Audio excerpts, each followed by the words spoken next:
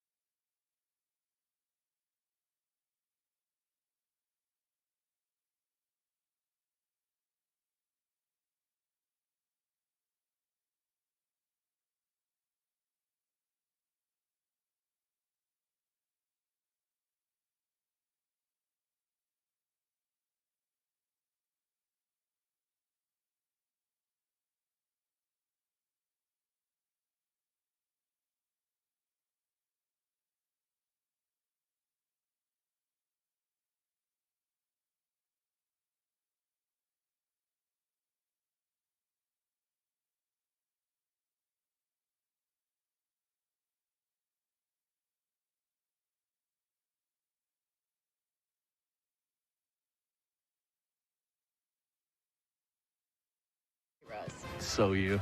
Your Buick.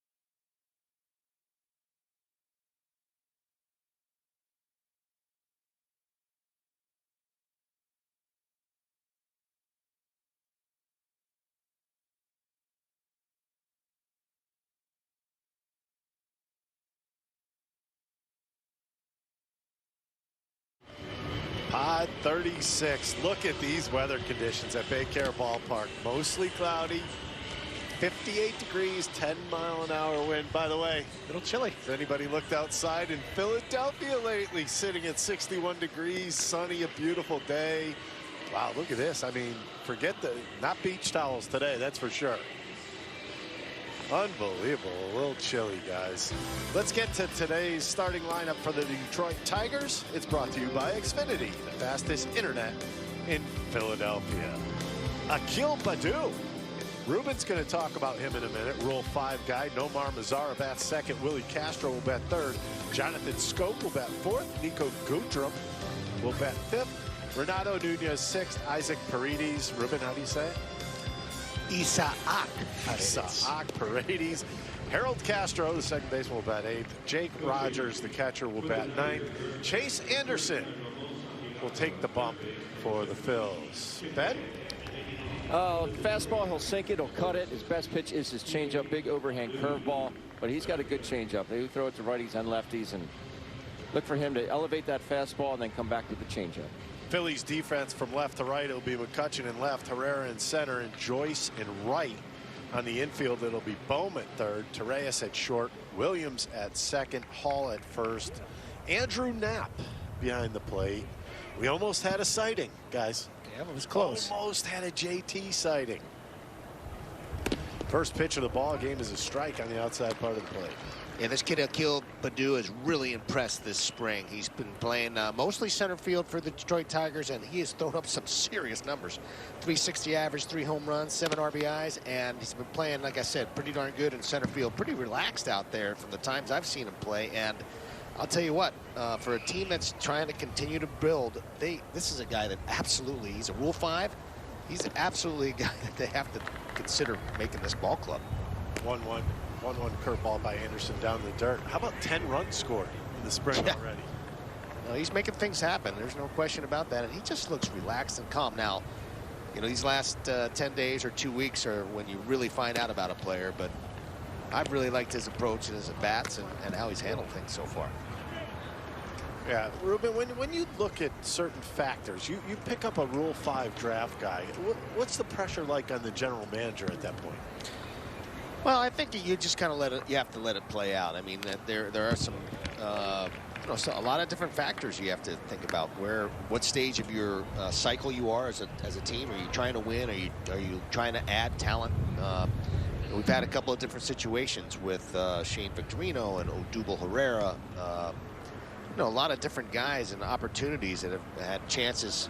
I mean, there's a whole bunch of guys that we've try to pick up in the past to try to add to your roster, but it's a heck of a way to add to your roster without really giving up much. You know, you're only giving up maybe $50,000 or $100,000, and in this day and age, that's almost nothing. Yeah, you talk about Baddoo. He's having a pretty good at bat right here, battling some good 2-strike pitches. Count still sits at 2-2. Nomar Mazzara on deck. And what I've liked about Baddoo is he's just been real calm. He looks very mature and relaxed up there, and he just seems very comfortable in the box, and defensively he seemed to move pretty well and pretty easily. There's a little cut piece, right, Ben? Struck him out. 7 pitches to the first batter, Baddoo, but he's going to go down and take a seat. 1 away here in the first. It's a good pitch. I told you he'll sink it and cut it. This is a cutter at 90 miles an hour. Doesn't do a whole lot, but it had late life. Late drop on it. Yep. Good first batter. Good battle on the first batter. Yeah, what's the point of view of the actual Rule 5 guy? Like, what is that player thinking? Yeah, no lose situation, really. Yeah. Well, it's interesting because you're looking at a guy that he only played in A-ball last year, and so he's getting a tremendous opportunity.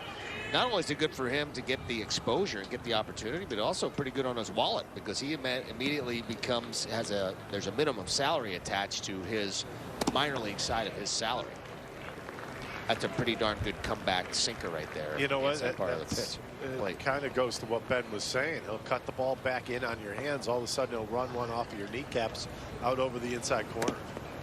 And then a straight fastball to the outside part of the plate. He's working all the quadrants, no doubt. Doesn't seem like I know it's only 2 hitters in, but they've been late on most of the fastballs at this point. Sneaky 92. Sneaky 92. I don't know how he laid off that one. I mean, it was in the zone, then it just, the bottom fell out on that changeup. 2-2 from Anderson. That's the same pitch as I believe the 1-1 pitch, right? Really good pitch right there, as Ben said. I mean, that changeup is excellent for him to take. Maybe he just couldn't hit it. Yeah. Well, I think that's why he let off the 1-2 pitch. And then he blows a 94-mile-an-hour fastball running away from Mazzara. That's 2 batters, 2 strikeouts. Hey, he lays off 2 really good changeups and then comes back and swings at ball 4. Well, this pitch right here looks like it's in the middle of the plate, and it just kind of runs away from him. All right. Yeah, that's by him. You can see it's in Knapp's mitt. Mazzara not happy with himself. Well, he could find the pine. Will Castro, the shortstop, hitting .294 this spring. Another guy that's putting numbers together in the spring. 3 home runs, 9 RBIs. I'd say that's getting the job done in the spring. Real good offensive player. Again, he's the guy that they're counting on to make that that basic routine play in the infield. And that's one of the things he just hasn't been able to master. He's bounced around different positions, but they really want this guy to be their shortstop this year. And you can understand why, because he's put up some real good numbers. He had a real nice year last year in 2020, even though it was a short year. He had a nice year offensively, kind of a breakout year for him. Here's the 1-1. Wow. He missed his spot by 2 feet, but it turned into a pretty good pitch, didn't it? Up and in. I guess after throwing that cutter in on the hands, you see the fastball coming at you. You really have to try to react quickly to it. And he did, and he gave a fan a souvenir. That had some distance to it. Yes, it did. I mean, that had some distance. The Olympics are coming up soon. This is what you call throwing the head. Oh, that bat is launched. Oh! Man. Oh, goodness. Sure hope he's okay. Oh, Yeah, that's a shame. not what I expected to see. Being attended to down in the stands. That's sad. They do have that warning before every single game. Be careful of flying objects. Would you like to read That's the warning, the last Ruben? thing. That was the last thing you would expect. Nah, especially with so many empty seats, it's the last thing you want to see also. Poor guy. Yeah, you come to the ballpark, you don't expect a bat in the stands, especially with the netting. Like Ben said, that was launched. Well, I guess this would be justice if he sat down and got struck out here, right? Well, the strange thing about that was that you usually get fooled and you throw your bat on off-speed pitches. That was a fastball, and that typically doesn't happen. That's a changeup. Hit to right field. It's going to be no problem for Joyce. 3 up, 3 down for Chase Anderson. After a half inning, no score. Phillies coming.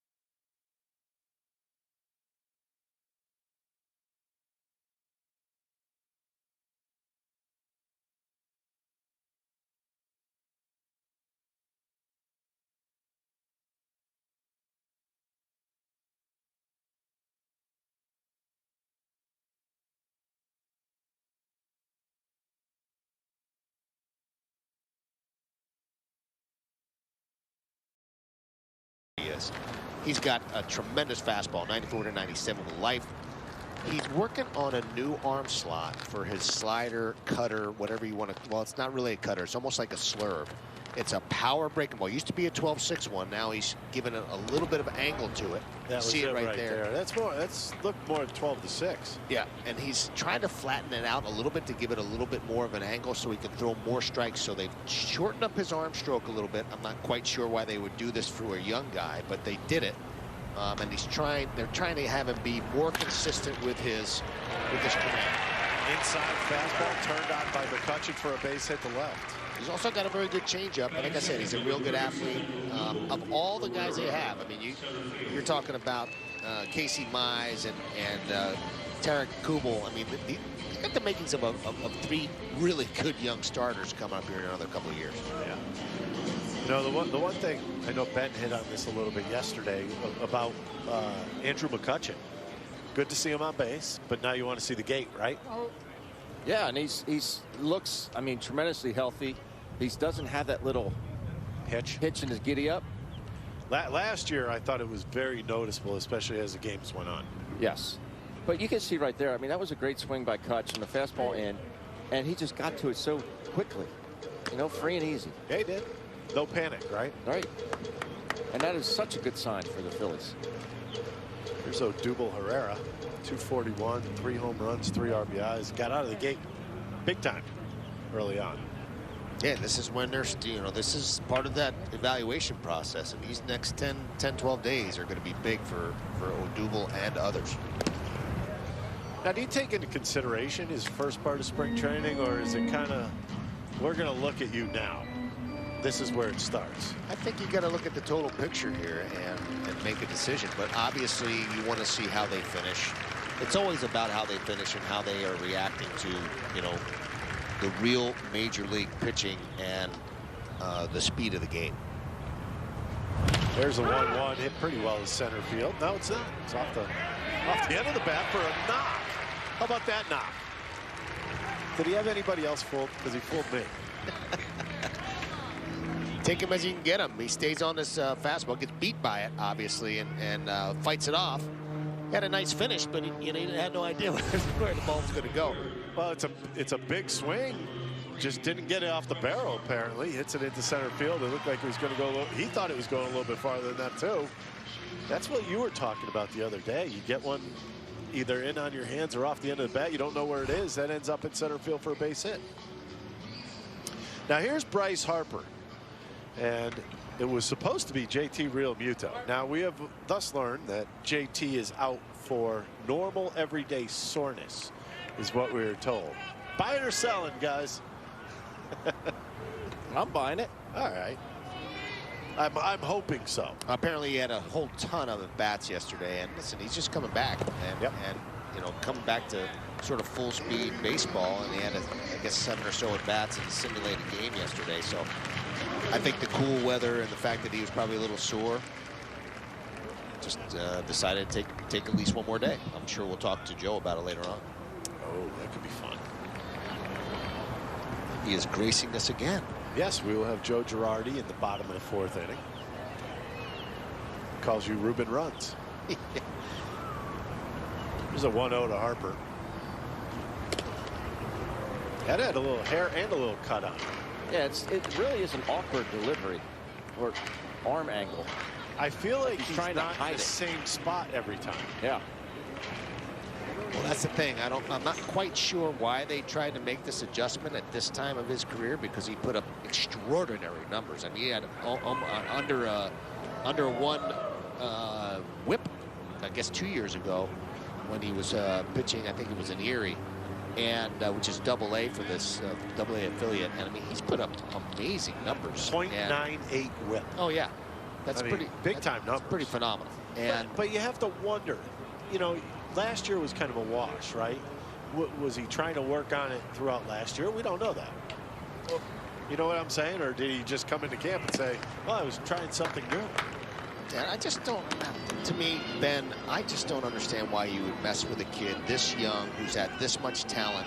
Just let him continue to, unless he wasn't having success, which he was having. why he would tinker with his arm stroke. That's a tough thing to do for a young man. Even though he's such a good athlete, that's a balk. Manning looking to put himself into a heap of trouble right now. I don't understand why they didn't. I don't understand why they didn't call it. Harp saw it. I think he'll be swinging here.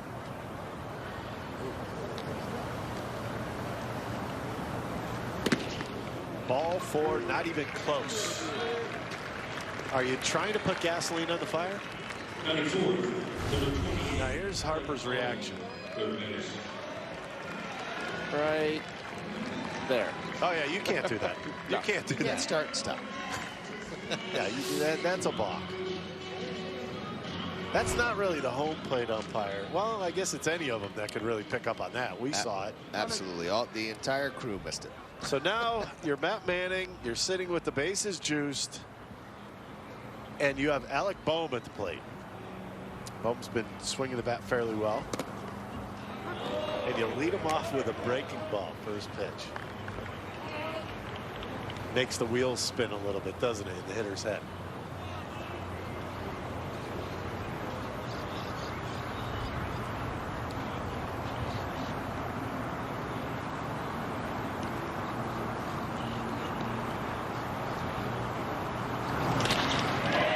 There's a shot right at the second baseman that's going to end up being a double play. Oh, no, it's not.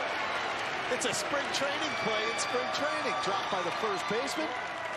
Nunez drops it. The Phillies end up scoring 2 runs out of that deal somehow. I guess Willie Castro throws a sinker here to Nunez, and Nunez just kind of takes his eye off. Almost was like he was looking for the runner trying to advance to home plate. This is about a gift of a double play as you could have. First of all, this ball is smoked. It is scorched. Right at Castro. Castro gets it over to the other Castro. And he throws a sinker over to Nunez at first base. Can't handle it. Here we'll get a better look at it. He should have caught that ball, Ben. Just takes his eye off it. That is a tailor-made double play that turns into an extra run for the Phils. They take a 2-0 run. 2-0 lead here in the bottom of the first. Brings up Matt Joyce. We were trying to figure out before why Renato Nunez was let go by the Baltimore Orioles, a team that's just kind of, they're trying to rebuild as well. And Renato Nunez is a pretty decent offensive player, but that's a play he has to make. You know, irregardless of what just happened, the Phils still score 2. The first 2 runners get on base in the first inning. That's exactly what you want to see. Without a doubt. He hit the ball right on the screws. There's no doubt about it. And I know you can't assume a double play, but you That's can almost assume it on that should be assumed. He does get an RBI out of it. Yes, he does. I believe, although I guess he should. Yeah, definitely get an RBI. Yep. It's not the type of RBI you want. You want to get him in clumps, don't you? He's just happy he hit the ball hard. I mean, He did hit it hard. That's what you want. That's 3 games in a row that I've seen him go the opposite way in his first at bat. Is he looking to sneak up on somebody later on in the ball game? So you'll notice that Manning is actually throwing 2 types of breaking balls. The new breaking ball, which is a slurve, it's probably somewhere around 82 or 83 miles an hour. It's a harder, like a harder curveball. And he has a 12-6 rotation curveball that is a slower one at 77, 78, sometimes 80. Joyce stays inside that one. Hits at the left center field for the base hit. Nice piece of hitting there, guys. First and second for the Phils with only 1 out. 2 runs already in. Fastball in the inner third here. 3-1 count, sitting dead red. Gets in on just a little bit, but he stays through the baseball. Pulled his hands back in. Yep. Reminds me of the total package, Ruben. It's an amazing concept, isn't it, Ben? That guys are actually trying to use the middle of the field. Yep. I mean, that's why you're seeing so many good at-bats. And guys are trying to use the entire field rather than trying to launch every pitch. And that's going to bode very difficult for some of the NL East arms that we've talked about before. But this is a lineup that could do some damage, and it's nice to see these guys using the middle of the field. Here's Andrew Knapp. 208, no home runs, 6 RBIs on the spring. Swing and a miss. Big swing and a miss. Not getting cheated, is he?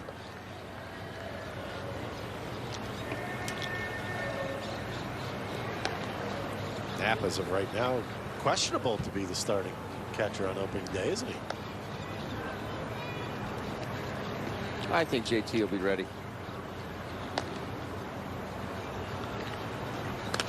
0-1, pitch out of the zone. He goes chasing. How about Joyce? How hard is he making it out in the Phillies? He's now hitting 500 in the spring. Yeah, excellent pickup. I mean, he and Miller were excellent pickups, and I think Matt Joyce is the type of guy you'd love to have come off your bench. He's played well in the outfield. He's been solid in right field. He can play right and left. I think he's probably taken some ground balls at first base too as well. But he's really more of like a fifth outfielder and very good. You're going to get a professional at bat out of him without question off the bench. Wow. 0-2 to Knapp. I guess it was a ball outside. That's a catcher getting a call. Yeah, a little bit, huh?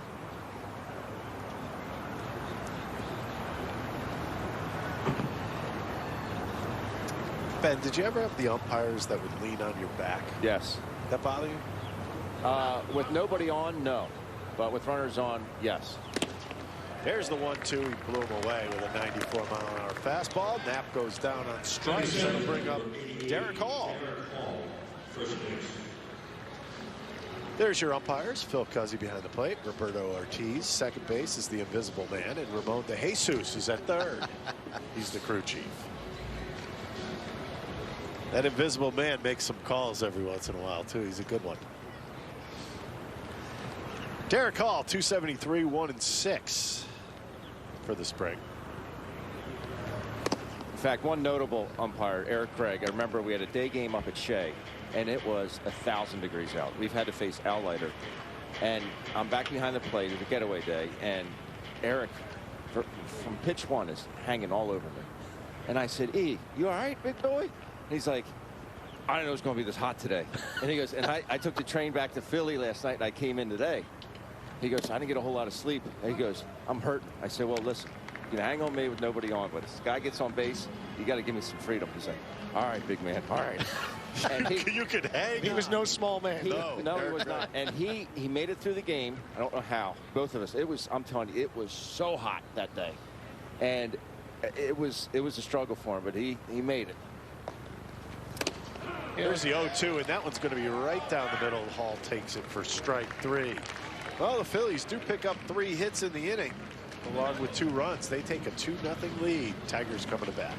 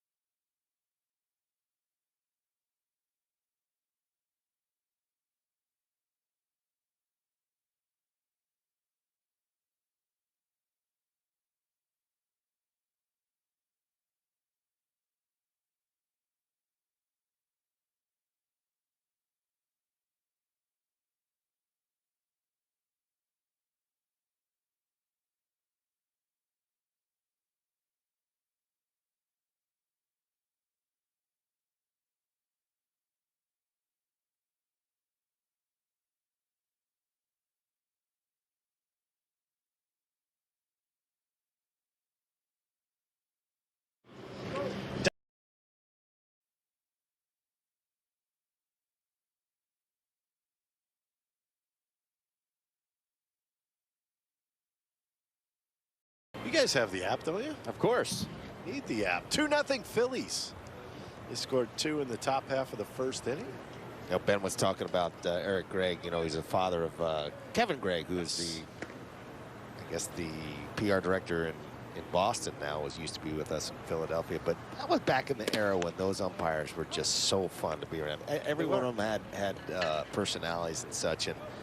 And I know that they're being scrutinized more and more every single day by so many different cameras and angles and all types of devices. But God, it was fun to be around some of those guys. Luke Williams with a nice play at second base over to Derek Hall. Who's your favorite, Ben? 4-3. Jim Joyce. Jimmy Joyce was my favorite. He was just tremendous. He was honest. He was just a joy to work with. And the thing about Jimmy was, you know, he would admit when he was wrong. He'd admit when he, you know, butchered a call or whatever. And he was just fun to be around. And we would talk everything Irish, right? Jimmy Joyce, we talk anything from Irish whiskey to Ireland and the counties. I mean, just throughout the course of the game. And it was awesome. He was just a really good dude, and we just had a really good rapport. And ironically, he was the guy who messed that call up for the was the perfect game for the young man for the Detroit Tigers. Remember? And he was so emotional after the game. He knew he had missed that call, and it really made him upset. Just a great umpire, and you're right. He had a tremendous reputation. 1-1, good changeup on the inside part of the plate. 1-2 count now. Nico Goodrum up there for the Tigers. I remember Bruce Fleming, and Bruce was, I mean, he was umpire forever. He was not big in stature, and he would, every game he'd say, "You're not going to let any balls get to me, are you, big man?" I said, "No, Brucey, I got you. I got you." Frank Pulley, we mentioned earlier, another guy, just a great personality, really just good people, and they really enjoyed the game and really understood the game. Wow. Not that the guys don't know it and understand it now, but you know, it's kind of a little bit more business as usual. I can't blast off on this. My best friend's been an umpire for 20 years, and he's still an umpire, so I got to be careful with that one. You can't go Ricky. No, Jim can't Reynolds. go Ricky on You know Jim Reynolds? Yeah, absolutely. I'm Ricky Vitalico, along with Ben Davis, Ruben Amaro today in our episode of a Players Weekend, I guess. Yeah, Frank Pulley. And you talk about personality. I just think it's a lot tougher on these guys now because of the, you know, all the computerized stuff and each pitch is in a box and whatnot. Yeah. I think Frank Pulley, I was telling you guys in the break, 98 degrees at the vet, probably a lot hotter on the field, I'm sure. That's strike 3 with a good fastball on the inside part of the plate. Nico Goodrum goes down. Anderson looking very sharp here. And Frank Pulley looked at me after I threw my warm-up pitches. It was in the top of the 9th inning. We were up a couple runs. Here's that good fastball I was talking about. Really good finish on that pitch. Had a lot of jump there at the end. Tough to catch up to. Nonetheless, he stops me halfway in between home plate and the pitcher's mound. He looks at me and he says, "Throw strikes," and he turns around to the hitter and he goes, "Swing the bat. It's hot out here. I got a plane to catch." How great is that? He was honest. How great is that? I'm licking my chops saying, well, this is going to be easy picking right here. He used to do the same thing in spring training on the getaway days, boy. Ruben, swing the bat, son. 0-2 on the knuckle curveball. A lot of first pitch outs in those games. Yeah. Liking what I'm seeing out of Anderson today. Gets it and chucks it. He's just popping the strike zone too. All pitches. And it's rare that you see somebody in spring training hitting all sides. He's hitting the high strikes, the low strikes, the in, the outs, doing a little bit of everything and with some movement. I know it sounds repetitive, but fastball, there's just 4 pitches right there with just a fastball, right? In, out, up, down. Even that pitch, he just missed. It kind of came back out over the plate. But if he hits a spot down the way, impossible pitch to go after or even swing it.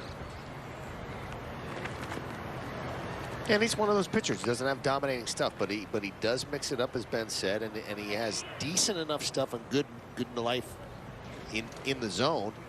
He can get people out with it, and he just has to be able to, to pinpoint his pitches. And I think he's feeling a lot more comfortable. It just seems like, Caleb Cotham who is now the new pitching coach with the Phillies. I guess he was a disciple of Derek Johnson, who used to be the pitching coach for Anderson, and he just feels real comfortable around him, it seems. Nunez hits one to Bohm. Bohm all the way over to first base. Hall, and guess what? Just like that, the Tigers are down in the second. Phils take a 2-0 lead. And they're coming. Is nasty stuff. The best 3-pitch mix in all of baseball, as I said. Electric fastball, unbelievable slider, and he's even added a changeup that is just absolutely a Bugs Bunny change. He has a Bugs Bunny change. He has great stuff. He's in the top of a rotation that's very, very good. They added Carlos Carrasco as well. They even have Noah Syndergaard coming back in the middle of the season from Tommy John surgery. It's going to be tough to handle that rotation, and that's the team I'm most concerned about. Well, you should be concerned about them. And when you think about the National League East, obviously the Mets are one of those teams. They could do a lot of things. But the team that's just maddening to me, because it's been all throughout my career also, the Atlanta Braves. Ben? Yeah, I think the Mets are really good, but I just think the Braves are better. They've won the division the last 3 years, and they have a good nucleus of young talent. Their starting rotation is really good. But for me, it all comes down to one man. That's their first baseman, Freddie Freeman. He is the ultimate Philly killer. In 170 games, career started against the Phillies. He scored 111 runs, has 190 hits, 42 doubles, 23 home runs to a tune of an 890 OPS, and 106 RBIs and a 303 batting average. It seems like whenever this guy comes to home plate, you're expecting an extra base hit. He's line to line with Pop. Most of the time, he'll stay in the gap, but he is just dominating. Right-hander, left-hander, it doesn't matter. He's going to get his against the Phillies. He's got a very good supporting cast, like I said, but take a look at his numbers last year. He was the National League MVP, and rightfully so. Played all 60 games, 341 average, 13 home runs, 53 RBIs, and look at that OPS, 1102. The man is something else and a force to be reckoned with. That whole team is a force to be reckoned with, that's for sure. It's going to be a tough NL East. There's no doubt about it. It's going to be a battle. It's going to be from day 1 to 162. It's going to be a tough division. Well, Phil's getting ready to play some baseball down in Clearwater. It's the Phillies. It's the Tigers. That's coming your way next on NBC Sports Philadelphia. By the way, 11 days till opening day.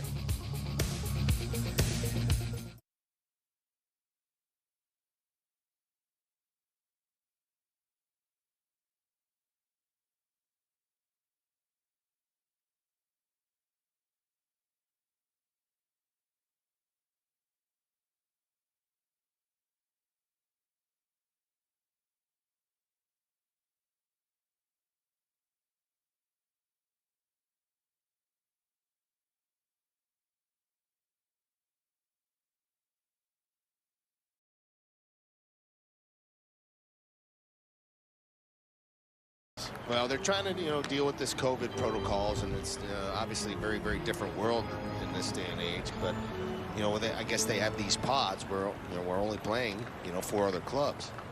Joe Girardi said he actually likes it because of the traffic.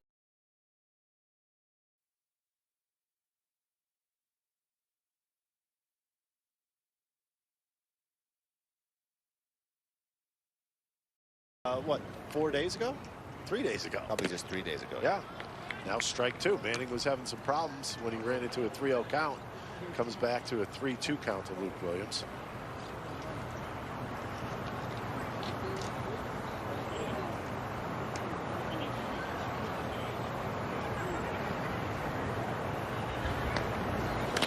And a pitch fastball on the outside part of the plate fouled off down the right field line.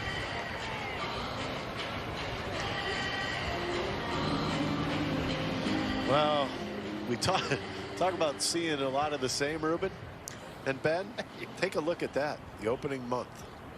Mets 8 times, Braves 6 times, Cardinals 7 times.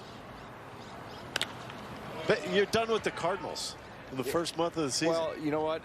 Good riddance. Good, yeah. That lineup is legit. Well, you hope you catch them in cold weather where they're not really up to it. Well, it's interesting. I really like facing some of the really good teams early before they get rolling. Yeah. And to me, we talked about the Mets earlier. I have a concern about that club. They've got a very good offense and excellent pitching. You're just not sure about how that bullpen's going to shape up, but 3-2 curveball out of the have zone. an excellent rotation. Look at that. 8 times against the Mets, 6 against the Braves. Guess what? You better bring your big boy pants to the ballpark every day early on, huh? 11 days away till that place will be rocking. By the way, look at that weather. Sunny. 60s. You kidding me? Can't wait for that. How fired up are you guys? Come Can't on, wait for opening day. Yeah. It's Christmas. Opening day for a 162 game schedule. Treyas fakes a bunt. That's pretty exciting. Are you trying to say it's a long season, Rube? No, I love the long season, as it should be. Rube, as a GM, did you like getting announced on the field? As a GM, no. As a booed all the time. I love it. It depends on what year. After 2011? No, I didn't. Oh. 2009 must have been pretty nice, though. Yeah, that was okay. Yeah, that didn't stink, right? That was fun. Well, here's the 1-0. Swung on, hit up the middle. That looks like it might be 2. I say might be. Castro over to Nunez. They do get 2 because in the first inning, they absolutely butchered one. I don't think that was a hit and run. I think it was more of a run and hit. Meaning Torres saw the pitch that he liked and figured he'd have a go at it. But Williams was on the nonetheless, move. it's a double play. Correct. But Williams was on the move.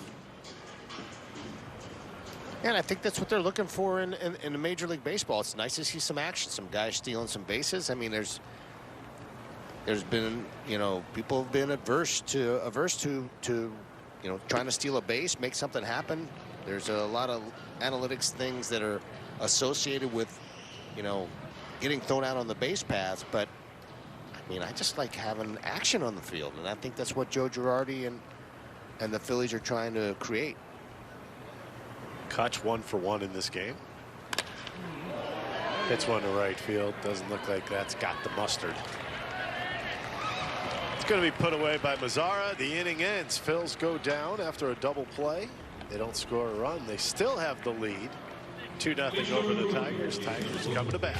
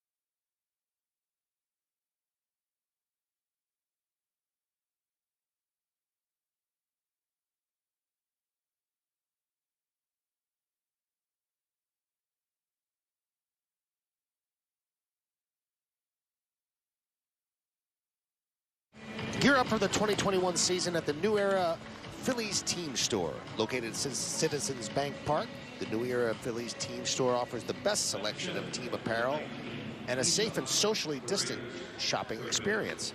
Stock up on face masks, limited edition caps, souvenirs, and much more. Visit phillies.com/New Era for directions and store hours. Good time to get over there right now.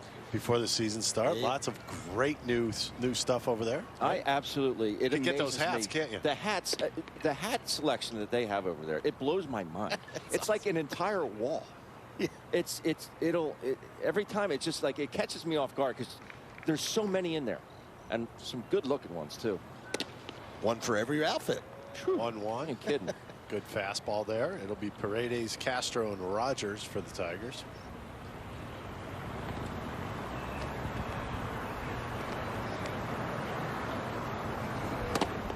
There's that little cut piece, man.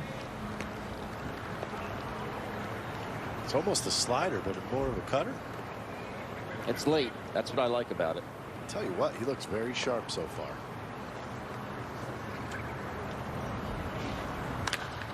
Fastball up in the zone. And he is really using that upper quadrant.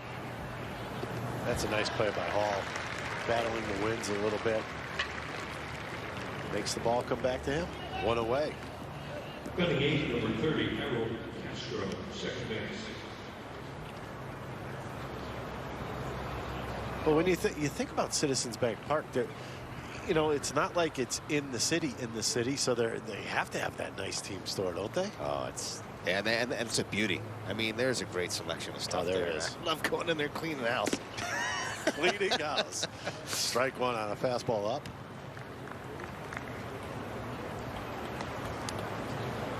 You see Castro's numbers. That's a good curveball. 77 miles an hour, slows everything up for the hitter. Now you have a lot of choices, right, Ben? Without a doubt. If I were in that box, I'd start sneezing right now. I was allergic to curveballs. There's one of the choices. Curveball in the dirt. You and me both, my friend. Oh, Gets man. Castro to chase. 2 out now in the top of the third inning. Batting ninth, number 34, Jankowski. And we can't overemphasize this, the fact that this guy is pitching this well, because they absolutely need him to be a strong fourth or fifth starter for them, because they need his innings. It's something that the depth is something that they really needed, and it was important to acquire it during the course of the offseason. There's Jake Rogers, the catcher. Hitting at a 105 clip this spring. Nothing wrong with that. Jake is one of those guys, I think last year he started off the season swinging the bat really, really well, and then he just fell off the face of the earth almost. I hear you. He really struggled, I think, at the end of this season. He's kind of battling for a backup job right now. They now have Wilson Ramos as their everyday guy, and I think that a little bit of a battle going on for that backup job.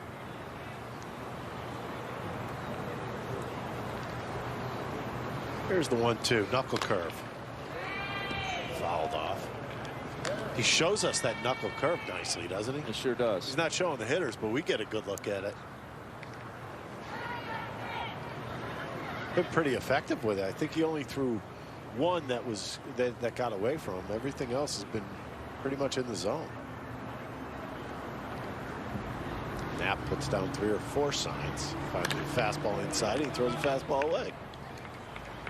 Yeah, he certainly missed a spot right there. Had he got it in there, he probably would have got him. Probably had him. Might see him double up or try and double up back in there. You missed a spot. You want to come back and say, you know what? I missed it this time. I'm not going to miss it again. Yeah, because you would think the hitter's probably looking at breaking ball here, right? Yep. Well, Ben, we were on the right page. Yep.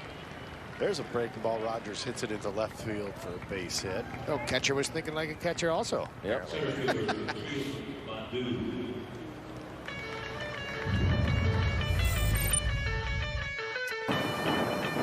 Ladies and gentlemen, 17 years ago today, say goodbye to Veterans Stadium. God, that was Pretty good rough. memories in there, huh, Rube? Some great memories. I'll tell you what, that was a very surreal moment for me. We watched it from Clearwater on satellite. It's like, wow, I cannot believe this is happening. Love that place. Yeah. A lot of people didn't enjoy it, but I loved it. No, I mean, in today's day and age, not the greatest place in the world, but it's just some unbelievable memories, you know. Yep. Winning the World Series in 1980. Yeah. I have more memories, honestly, as a fan than I do of actually playing there. Yeah. You know, it's just remember, you know, mom and dad both school teachers coming home from school, grabbing some hoagies, going up, sitting up in the 700 level, like eating our hoagies up there and just watch. It wasn't the greatest place, but it was our place, you know? Akil Baddoo. It was back in the era when that cookie cutter, you know, sports stadium was like a big, real big, huge jump. Ball hit to right field. That ball is gone. Well, I guess the jump doesn't end up mattering because that's your boy Ruben right there. Baddoo ties the ball game up with one swing. I'll tell you what, he's been impressive, and I think he got a little cutter that didn't get in on him. We'll have to see the pitch again, but gets his hands through it and crushes it. That's the 4th home run. I think he's leading the Tigers right now. That's real impressive. Guy you brought up at the top of the show, and there's a ball that he wants in. It looks like a cut. That did not cut. Look at the jump. Number one, I think he should have stepped off. No, they were yelling for him to step off, and that would have saved him 2 runs. Well, interestingly, it may have affected the location, and that's where, you know, stealing a base. That's where those kind of things can actually change the outcome of the game. It can make the pitcher a little jittery. It can make him make his pitches. When you hear people poorer pitches. Comes back with a ground out to first base. Hall picks it up, steps on first base. The inning's over. But the damage is done. Akil Baddoo hits one out to right field, ties the ball game up 2. Phil's coming to bat in the 3rd.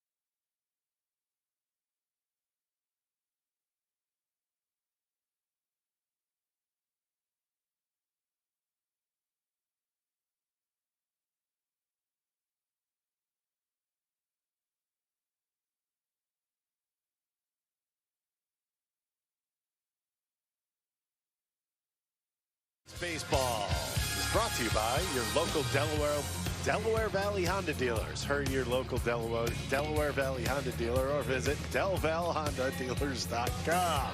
Delaware. That's your favorite. Honda dealer. That's your favorite one. I gave him an extra push there. Look at this guy. What a beautiful guy with a mask on and all. Although the shark doesn't exactly have that mask over his mouth. I guess sharks wear them like that. Here's Derek Holland. Ruben, left-handed pitcher. Yeah, Derek obviously started his career with the Texas Rangers as a starter and actually threw very well for a number of years, and then moved on to the San Francisco Giants, where he was, you know, doing most of his work out of the bullpen with them for a couple of years, I believe, and then now he's trying to hook up with the Detroit Tigers. Herrera, Harper, and Bohm to face Holland. Always felt like one of the toughest things was to try to convince a starter to go to the bullpen. And to this guy's credit, you know, he's starting to take to it pretty darn well. Doesn't it happen at some point to everybody? I'm not, well, unless you're a starter and you never leave there. But, I mean, the guys that ended up in the bullpen, trust me, I was a starter in the minor leagues. You always end up getting pushed somewhere. Yeah, I mean, it's typically you start as a starter and then you get weeded out or moved to the bullpen, depending on your repertoire.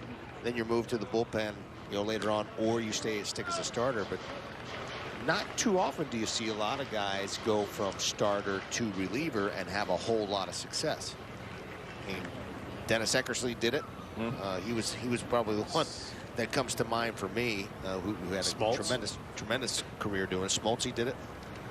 But it's not something that's all that common. It's usually the other way around. There's a ground ball left side, picked up by Castro, and he gets her at first base one away. But Smoltz did it.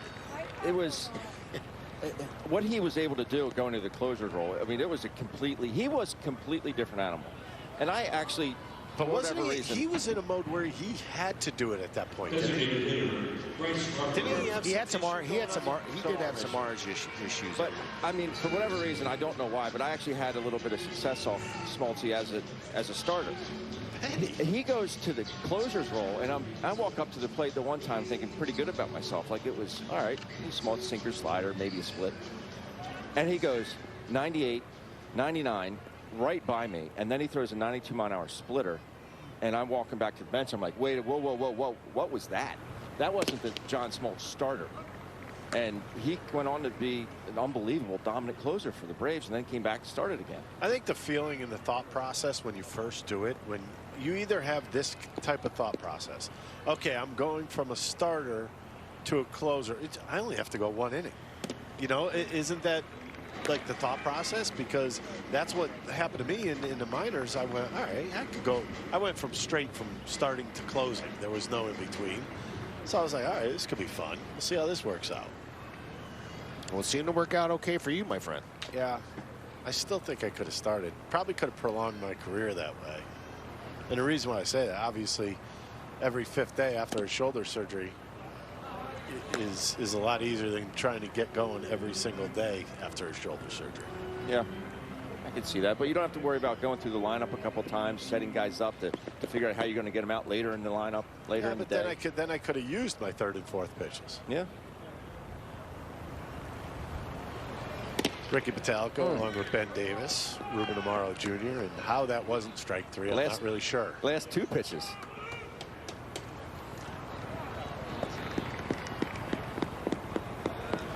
So, you know, Bryce Harper in the lineup today. JT obviously was pulled from this start.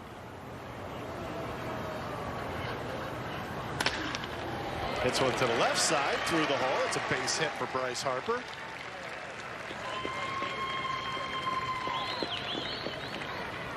Well, that brings us to our Citizen Stats leaders. It's brought to you by Citizens, the official bank of the Phillies. Look at Alec Boehm's numbers, Ben, Ruben. Average first, and first. How did he not win the Rookie of the Year award? I don't get it. I'm sorry, I'm biased, but this guy should have won the Rookie of the Year award.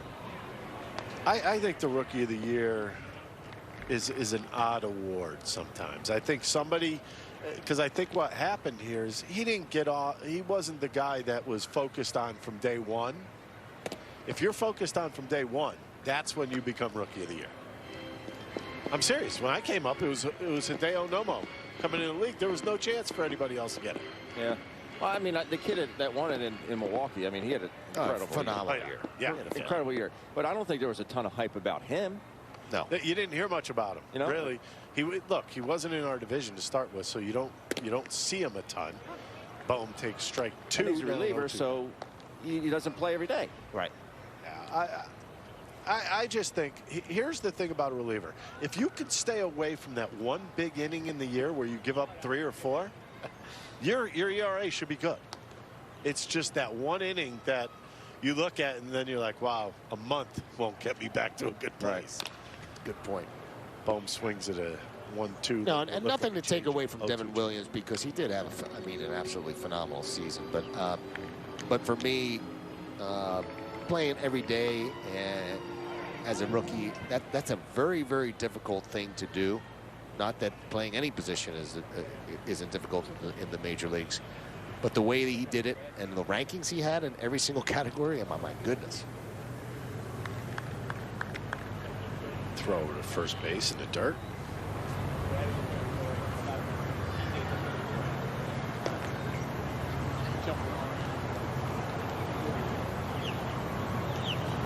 Man, how you look at it down there. Boehm gets another one. He went down and got that one for a base hit to left. First and second, one out now for the Phils.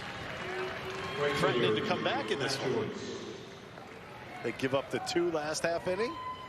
Let's post here the next half inning. A couple of really good at bats. A base hit by Harp the other way, and then Alec Bohm just stays right on that breaking ball, as you said, Ricky. You know, the one thing that uses his legs well, stays on the ball. That's one of the things that's pretty impressive. That was an awesome pickup on your part, because the one thing that you notice with Alec Bohm is he will get down to the level of the ball because of his legs. Am I right? You don't see that from a lot of guys. Well, you see him try to use just their arms. Gives himself a little bit more margin for error by staying on his legs and staying through the pitch, and that's one of his great abilities to do that. Is, you know, that's why we're so impressed by him, because he uses his body to put himself in the best position to make good, solid contact, even if he's beat on the pitch. He wasn't on time there, but he stayed right with it, kept his legs on into his swing, and barreled it up. The 0-1 to Joyce, who's hitting a measly .500 for the spring.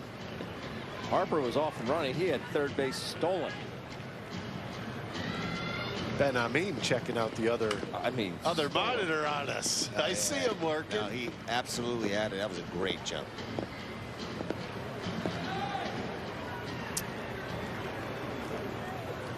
Nicely done, Ben. 0-2 pitch coming up to Joyce.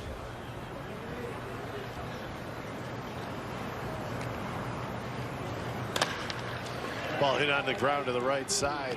Castro to Castro, and a double play. That's going to end this half inning. Phil still get 2 hits, one by Harper, one by Bohm. Come up empty. We got a tie score going to the 4th.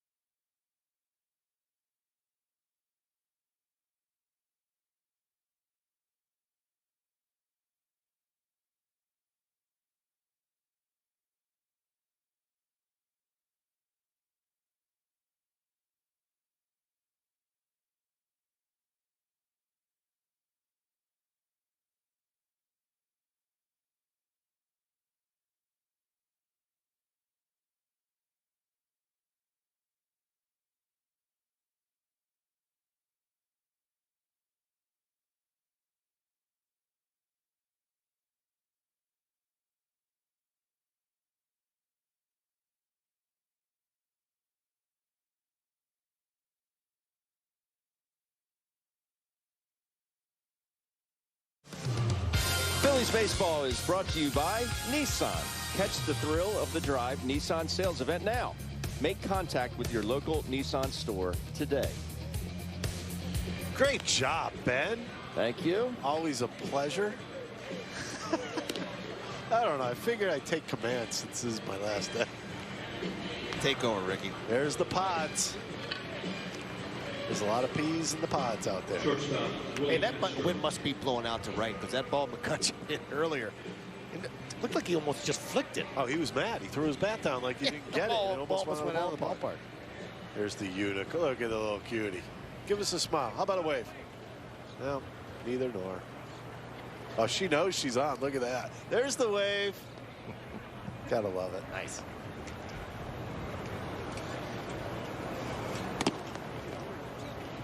It'll be Castro, Scope, and Goodrum for the Tigers here in the 4th against Chase Anderson.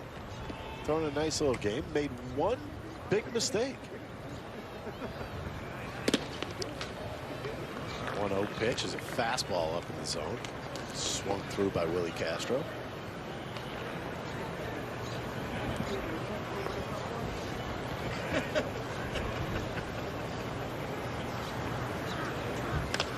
1-1. Cutter in on the hands. I believe that was a cutter, right? It was. Really nice combination right there. He gets the high riding fastball, and then he comes back in with that good cutter on the left-hander.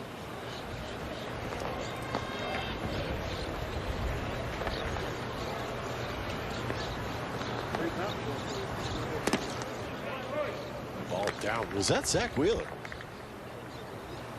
That was Caleb Coffin. Was it Caleb? Yeah, that's Caleb. Yeah. It's tough with those masks. Yeah. There's a tapper back to Chase Anderson over to first base. Over to Hall, one away. Nice little short arm stroke right there, Ben, by the pitcher. You know, typically they throw the same way they throw off the mound, but that's a pretty athletic move right there. Step and throw. Yeah. I don't know how many times I yelled that in my career. Step and throw. And you know what you're thinking as a pitcher? No kidding. Yeah. Ben. Yeah, I got it. But there are so many guys who just don't do it. They trip over their own feet. They don't step and throw, and that's where they get in trouble. I love Gomesy. He was a rough one. Wayne Gomes. Wayne Gomes. Oh, I love Gomesy. I'll never forget Crucky was at first base, and we're doing pickoffs. Gomesy steps off and takes like a full windup. Gomesy threw pretty hard. Yeah. Then. Oh, yeah. And he just hums one. Crucky has his glove out, and he just lets it go. Like, looks at Vuk. Vuk was like, sends Gomesy to another field. Just go. Whatever Crucky did, that's what was happening at that point. 0-2 pitch. Not exactly a chaser there, was it? It was a ball out of the hand. John Kruk's going to join us. Guess when? Opening day. Yeah. Johnny's going to come back and play with us. We missed Johnny Boy. Well, we could have had a quartet, but he didn't feel like playing the game. Uh-oh. He took his glove and went home. Yeah, he's probably eating some of his own cheesesteaks down there. Then again, maybe not. I don't know. Watch this. A little head hunting. No, it just gets away from him. I know, Pat. I know the difference. You love that head hunting. I do. Any chance you get. You gotta take your shots when you can, Ruben. 2-2 pitch, knuckle curve. Nope. He's not staying on top of it now. He's letting that fade behind him. Throw that ball from behind your head, Ben, it goes backwards, doesn't it? Yes, it does. Is that when you get out there and put your arm out in front and say, get on top? Get on top. You guys never listen anyway. I used to listen. I listened to Gary Bennett all the time. I felt like, you ever feel like there's always a guy who knew you well enough that you didn't mind getting yelled at by him on the field? It was Gary Bennett. Because I trusted him so much because I thought his defensive game was so good that if he saw something, I knew it had to be wrong. Yeah, well, I mean, you have that rapport, and again, each pitcher is different. It's like your kids. You know, you know what kids you can really get on hard about, and then the other guys you gotta maybe just not as rough, you know, and that's the way the pitchers were. Kindler, gentler. Yes. Approach. Oh, that ball that's a monster bomb. That is on 19, gentlemen. Nothing kind and gentle about that ball. Better call 911 because you're going to need something on 19 right now. That ball was crushed. Yeah. You think he knew it? You know, it's interesting. He had the scope down 0-2, and then he bounced the breaking ball and could not get a feel for it. Loses that hitter. It almost looks like he's lost a little bit of his arm slot. And sure enough, Detroit capitalizes. He throws a fastball just center cut right down the middle, and it is absolutely hammered. That ball is destroyed. That kind of sounded loud. Oh, look at, he knew it. We knew it right from the beginning. Are you kidding me? That ball is on Route 19. That is a long way to hit that ball there. That went over all the palm trees. You just don't see that there. It's crushing. That wind is blowing out to right, but I wouldn't say it's howling. That's two mistakes, two big mistakes he's made after he's put a runner on. Now 4-2 Tigers. Nico Goodrum, my goodness, the sound off the bat was beautiful, wasn't it? Not for Phillies fans, but it's just a nice sound. Yeah, that's what you're looking for as a hitter right there. but not Not for the fighting Phils. Is that what they talk about, sounding hitterish? When people aren't looking and you hear that sound? Oh, that ball was hung also. I think he may be coming to the end of the line here, pitch-wise. There's Coonrod. Just take a listen here. Ooh. Some decibels on that one. You know what? You guys are like, yeah. I just got like weird goosebumps, like I didn't like that sound. Ricky, did you ever give up a couple that you're like, you know, it's like one of the farther ones? Did you ever watch it? And like, I want to see how far that one goes. You know what? The first one I gave up, I think, was the farthest I gave up. And no. Wait a minute. I take that back. Mr. Barry Bonds get you once? Bond? No. 1 for 15 or 1 for 16, that guy. With a hits batter mixed in there. Sure. But, well, we got to step aside. And we're going to see a new Phillies pitcher when we come right back after this. Been runs. There's a 1-0 to Harper.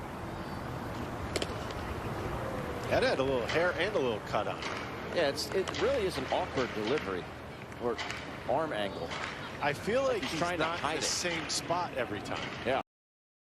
Yeah, this kid Akil Baddoo has really impressed this spring. He's been playing mostly center field for the Detroit Tigers, and he has thrown up some serious numbers. 360 average, 3 home runs, 7 RBIs, and he's been playing, like I said, pretty darn good in center field. Pretty relaxed out there from the times I've seen him play. And I'll tell you what, for a team that's trying to continue to build, this is a guy that absolutely, he's a Rule 5. He's absolutely a guy that they have to consider making this ball club. 1-1 curveball by Anderson down the dirt. How about 10 runs scored in the spring already?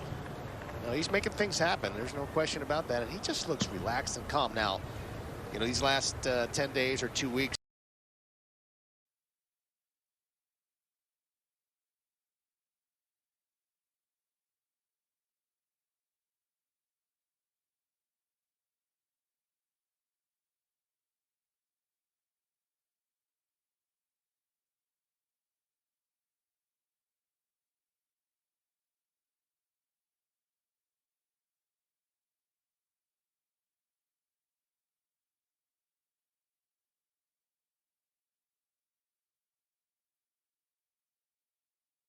Well, there you see the numbers. Tigers up 4-2 on 2 two-run home runs.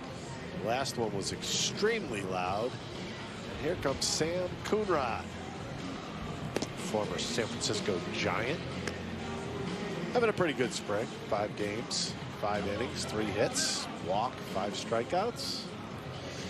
Nico Goodrum, that they say the exit velo on that was 107.7, which I believe. They said that the distance was only 432. I'm thinking it went a little bit farther. That's got to be what, 150 feet over the at least over the wall. It was a bomb. Maybe he can't measure something when he falls into a swamp. 2 away. Coonrod goes the outside part of the plate for strike 1.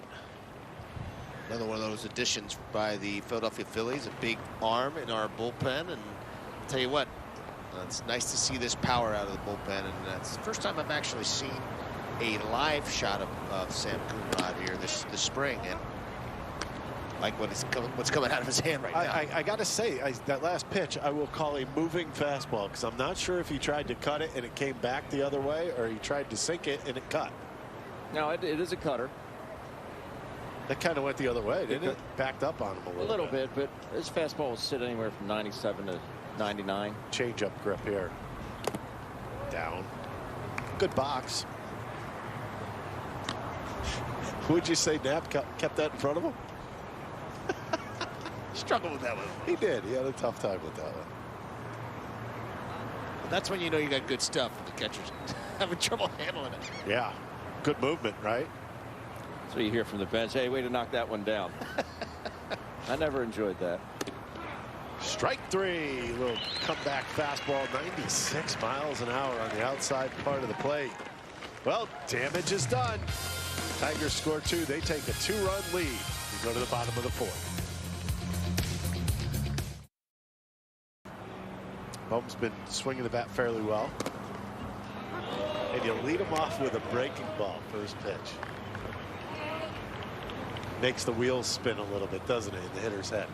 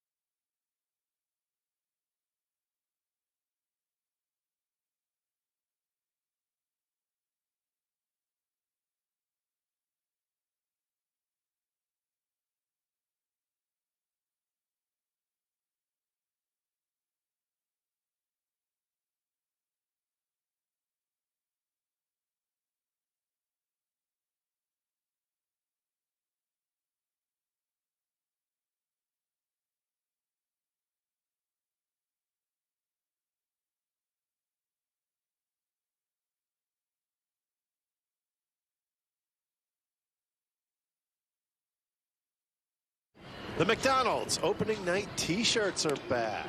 Fans 15 and over will receive a special edition 2021 t-shirt. Monday, April 5th, 7:05 game, and Tuesday, April 6th at 7:05, both against the New York Mets. Single game tickets with limited capacity for additional games through May 6th are also available now. Visit Phillies.com to purchase. We welcome in the great, the one, the only manager of the Philadelphia Phillies, Joe Girardi. How you doing, Joe? Good, Ricky. You are play-by-play. You're reading the promos. You're definitely play-by-play guy. You're not necessarily doing play-by-play, Joe. I'm just kind of here guiding the gentleman here. Guiding. Oh, okay. Well, that's what he's a guy. The lead dog does. He steers the ship. What do you see him from Chase Anderson today, by the way? He's made a couple mistakes with fastballs, and they were interesting enough. They were both in the stretch, and he was not in the stretch much today. His first 2 innings, he got through pretty quickly, and then he got in the stretch with 2 outs, and he made a mistake up, it looked like, to Baddoo, and then he got in the stretch again and made another mistake. So 2 mistakes, and they made him, it cost him. I believe it was the one to Baddoo. The runner was going. Did that have any bearing on him making a poor pitch in that situation? Because we heard everybody yelling. Like, yes, literally yes, over. Yeah, I don't think so. I'm chalking it up the first time in the stretch. And a lot of times you see pitchers make mistakes. That's fair. A couple good two-strike approach today. Last inning there by Harp, and who's faced his share of lefties this year, and then by Bohm. Something you guys are really concentrating on down there? Well, I think it's any time that we can extend at bats and get 2-out hits or just even extended bats. It's important during the course of a game. Yeah, and it's something we talk about being a hard out. Don't just succumb to being an easy out where you continue to overswing, have a different approach, and extend the at bat. Hey, Joe, I know JT was supposed to be in the lineup today. Can you talk about why he's out of the lineup today? Yeah, I mean, just with all the work that he's been doing, I think he had like 7 to 10 at bats yesterday. All the throwing, the catching, he was just kind of sore today overall, right? And we just said, okay, all right, you got some overall soreness. It's cool today. We don't need to rush you out there for 3 at bats. I mean, the big thing is, going to be for me the catching shape that he's in, because he's been hitting live BP, he's been getting simulated bat. It's the catching shape. So we just thought, since he was DHing today, let's not push it. See how he feels tomorrow. Still pretty optimistic about opening day for him?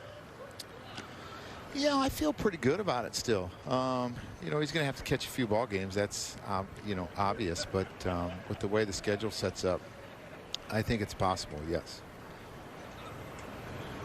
So the plan to come out this thing. Let's go now. The plan is to try to get him in there tomorrow again?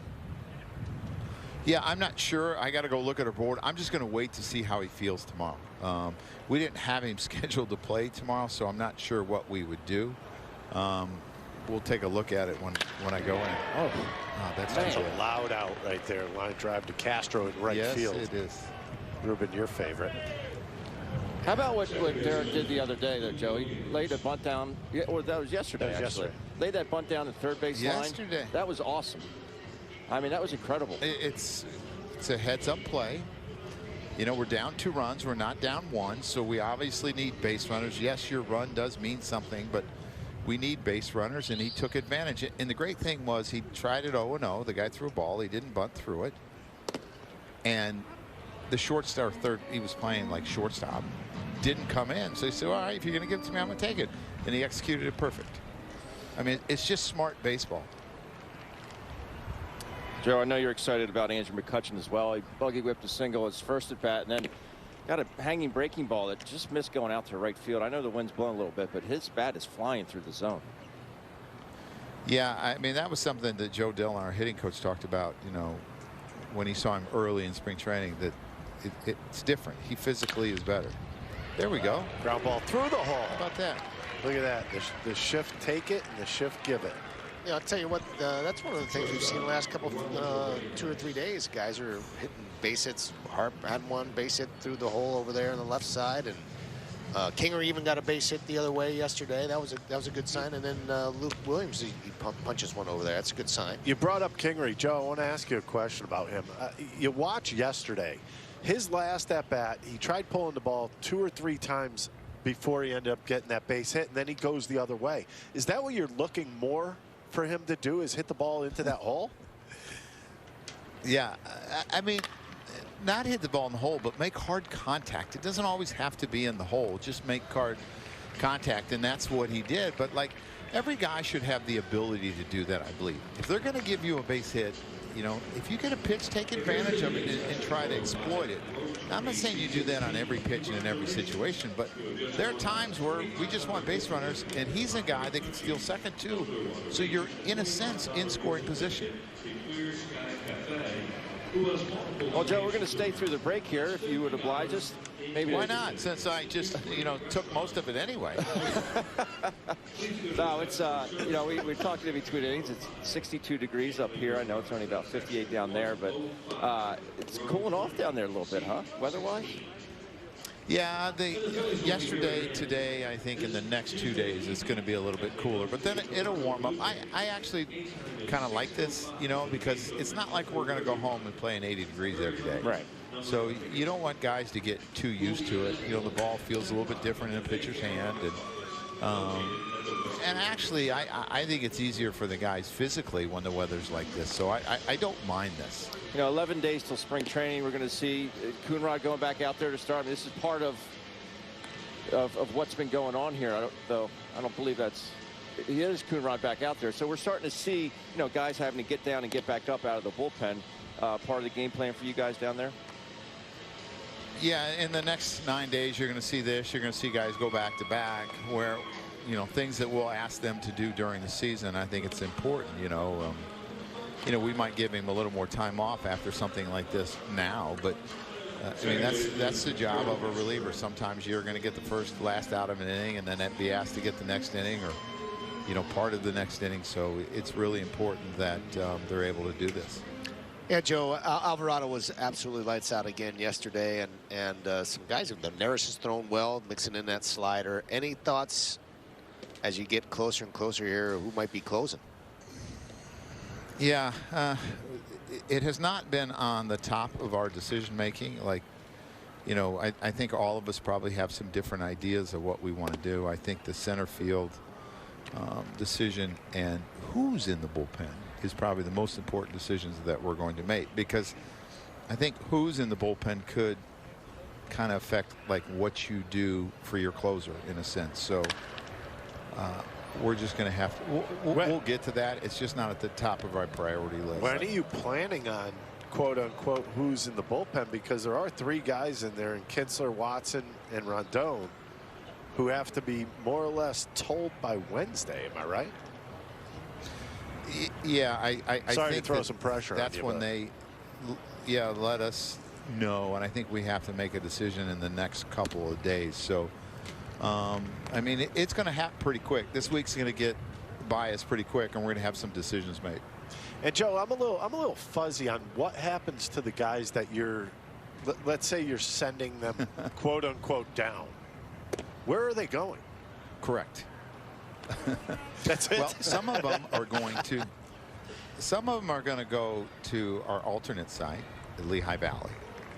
And then I'm not exact surely how many. We take 25 or 26, or maybe it's 28. That's your taxi squad? So you start saying, yes, you know, for the first month, and they'll do games and stuff like that. And then some of the other guys will go to minor league camp is the assumption that I have, because minor league camp, the intake, you know, for those guys, like we did, the 2-day intake is the day after we leave. I think it's the 30th or 31st. So they'll be right on schedule to go to that. So the guys right now that are getting sent out are either going to a quote unquote taxi squad, or they get sent to the minors and wait for them to start up, and that's that. Correct. And obviously those guys are going to be way ahead of the kids that are coming just in, but we can't send an unlimited amount to the alternate site. Right, but are you sending guys out and they still practice with you? I know that sounds weird. I'm just saying, if you send a pitcher out, are they still coming and practicing with you? They might pitch a backup for us. They might have to pitch in an inning. They might have to. But what we want to do is keep them on their schedules and make sure that all of our pitchers are on schedule. I mean, most of it has to do with pitching, because you start to run out of innings as the starters go deeper and deeper. So you want to keep those pitchers going in case you need them later on. That ball's hit somewhat well to right field. Should be a can of corn. And it is. Thrown into second base. Hey, Joe, just one last question. I wanted to ask the health of some of these guys. Eflin, how's he doing? And how is Spencer Howard doing? They both had bullpens today. I have not gotten a report from Paul. They threw him this afternoon, I guess late morning, and I have not seen Paul since then. But the good thing is I didn't get a bad report, so my guess is the bullpens went pretty well. All right, Joe. Well, we're going to let you go now. How's that? He's had enough of us. We appreciate you coming on with us. How's that? I didn't do very well. You know what we need. Yeah, that wasn't my day. All right. Thanks, Joe.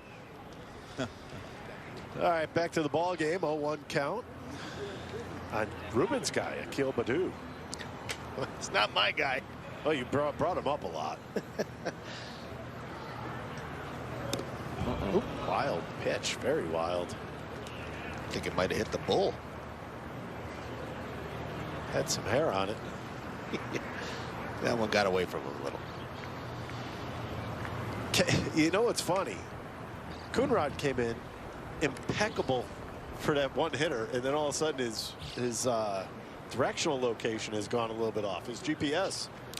You know, it's interesting that the up and down does mean something, and these guys have to get used to getting up and down. I mean, he sat down for 5, 6, 7, 8, 10 minutes, and then he has to get rev back up to pitch, and try to be sharp. And this is all part of the process of getting ready in spring training.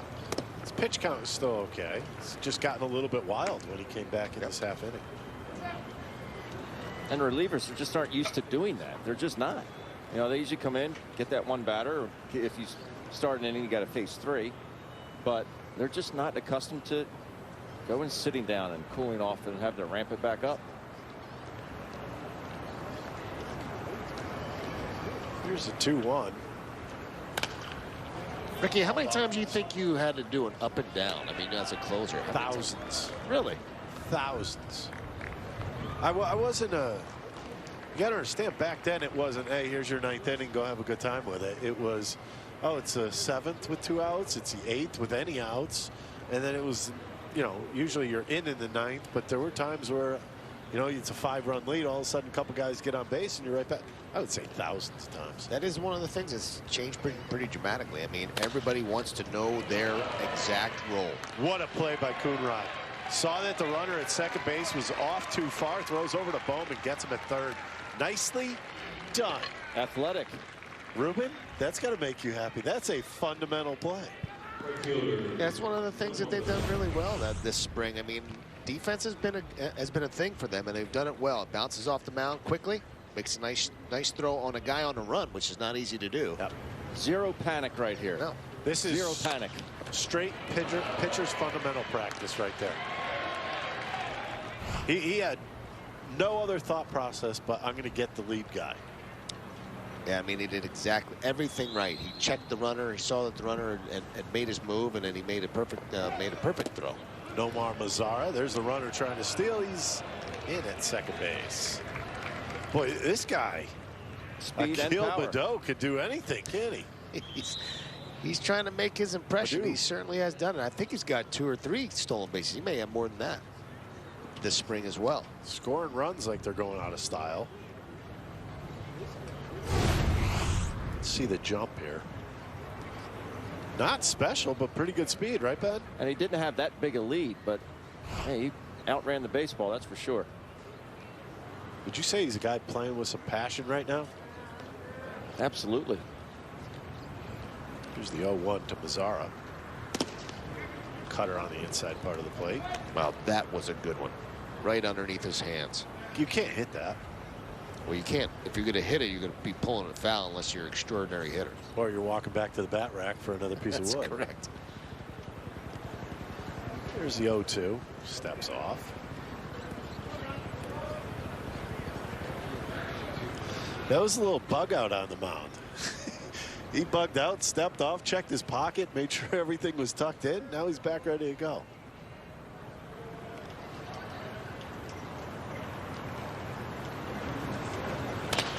Swung on, a little looper towards left field. Nice play. Andrew McCutchen. Sliding catch, healthy catch, right, Ben? That's right. There we go. Great play by McCutchen in left. Gets a nice little jump on the ball. Phil's still trail 4-2.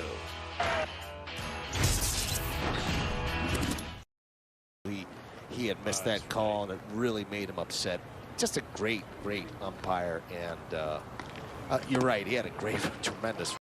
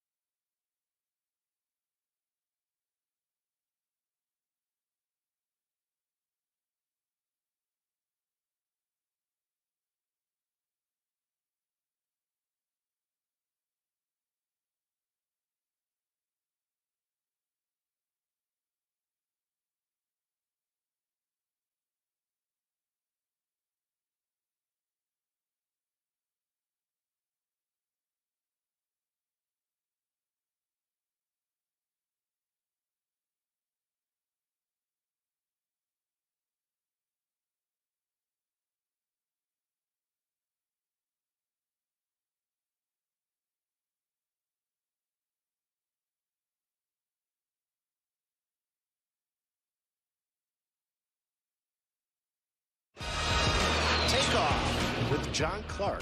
John Clark talks to former Eagles cornerback Jalen Mills about his time with the Birds and how the Green Goblin will still live on in New England. Listen to Takeoff with John Clark on our website or wherever you get your podcasts. Clarky has some good interviews on there. A lot of people jumping on that early. Andrew McCutchen takes a ball. Good play in the field. Might as well come up to and grab a stick, right? That's right. Oops. That's a waste. That's not what usually happens when you make a good play in the field. That's why it's spring training. They're still working on that part too. I think we can omit that at bat when we talk to Andrew later. What do you think? We can't say that you're supposed to hit one out of the yard at that point. We won't bring that one up. Brings up Odubel Herrera hitting a .258 clip, 3 home runs, 3 RBIs. Detroit staff has really kind of settled in after the second inning. And not a lot of offensive output the last couple of days for the Fighting Phils. Detroit only has 3 hits, yet they lead 4-2. Well, 2 of them were big boys. Yes, they were. 2 homers and a single. Yeah. And the single came before the home run, and a walk before the other one. Good changeup. This is a guy, Michael Fulmer, I thought was going to be one of the best starters in all of baseball. And he just kind of fell off the face of the earth for a while. Jojo Romero heating up in the bullpen.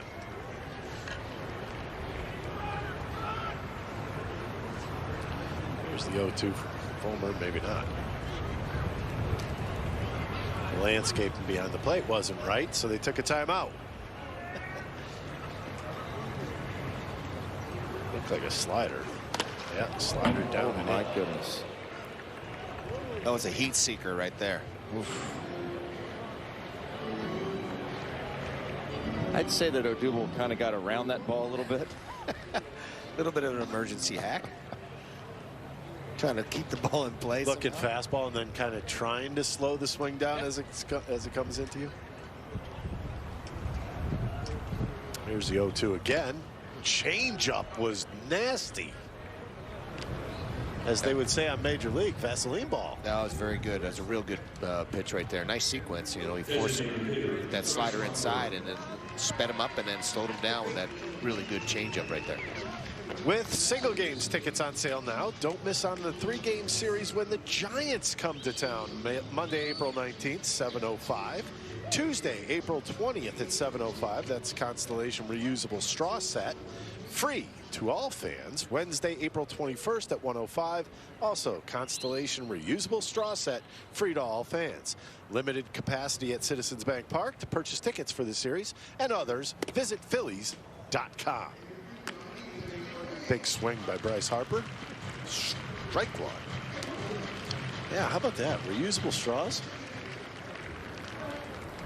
Supposed to have Phillies logos on them too. That's I great. bet you could almost buy those at the store, Ruben. Almost. Almost. My girls just got those at Wawa, reusable straws. They're Wawa? 49 cents each. Wawa? Yeah, Wawa. Hey, to get with their smoothies, you know what I mean? Hey, we got to take care of the environment, guys. I guess. Just had that conversation that there's certain places that have, like, they've taken away the plastic straws. Okay, that's understandable, right? But they still have the plastic lids for their cups. I don't understand that. Or they still have plastic cups. Am I missing something? No, you're not. Okay, good. Anyways, two-seamer back in on the I think- inside part of the plate. I do think it's a 1-2. recycling issue. They can still recycle those plastic lids. Then why can't you recycle a plastic straw? Know that you can. It's a good question, Ricky. Thankfully, I'm not a geophysicist. He went to I Stanford. don't think Ruben's in the recycling business. Not right now. He went to Stanford. I'm just asking the guy.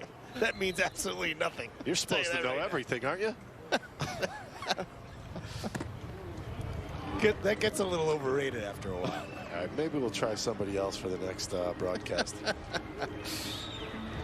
Geophysics was not my thing. Carl Sagan.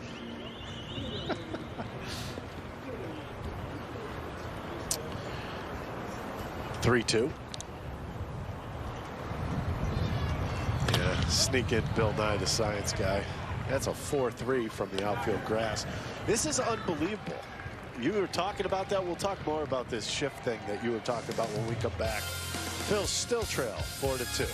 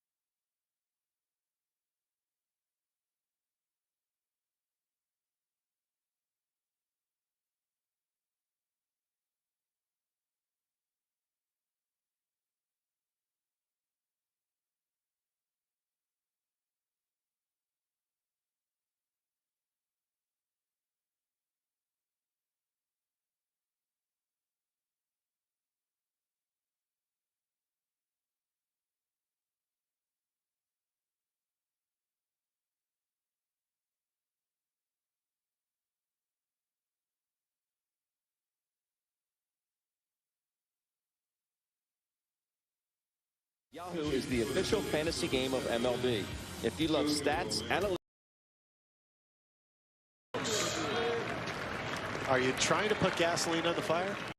And for the best tools and content that helps you play with confidence, check out NBC Sports Edge Plus, your one-stop shop for everything fantasy, DFS, and betting.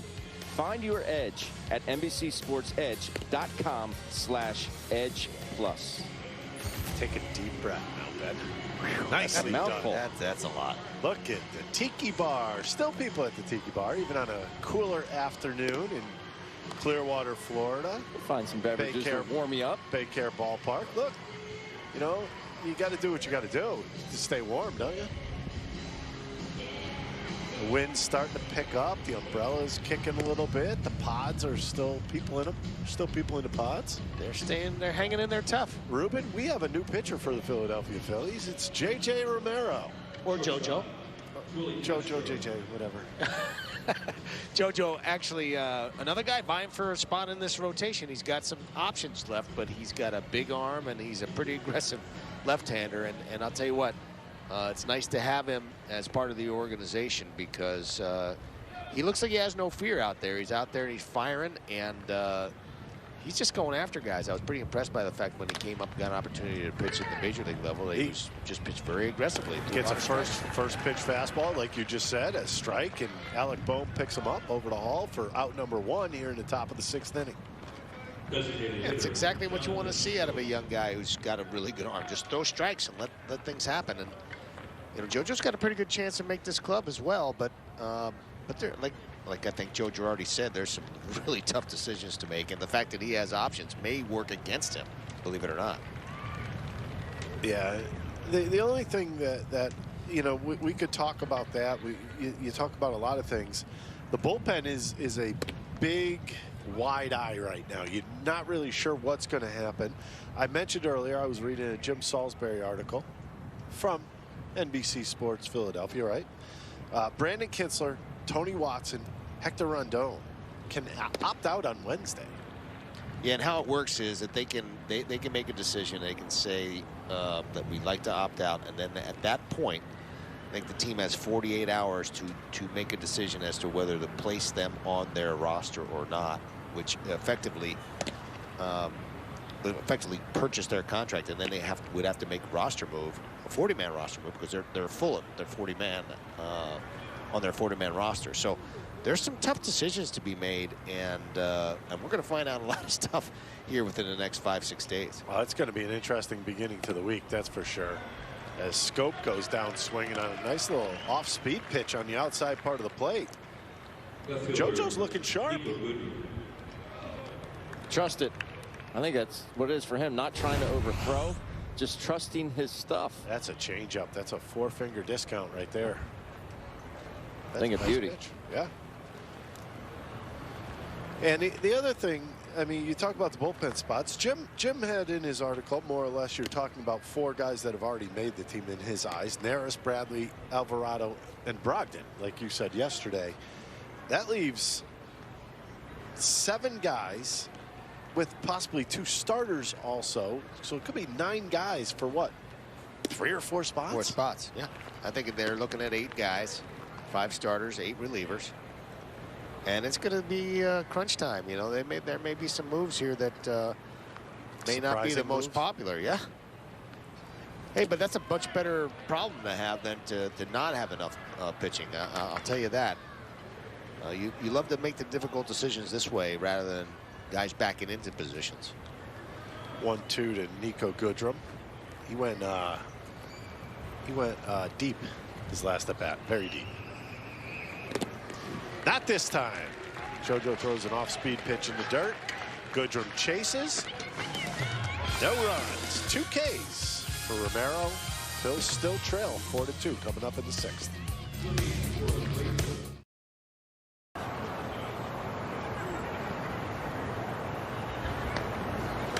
And a pitch fastball on the outside part.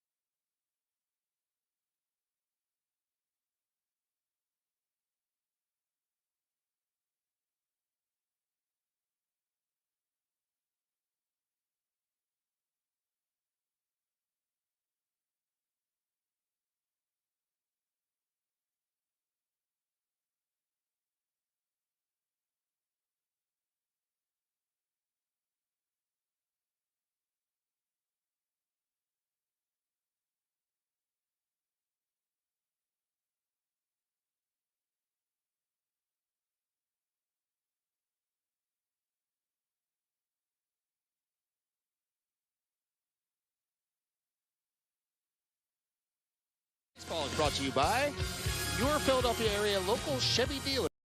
Later on the ball game.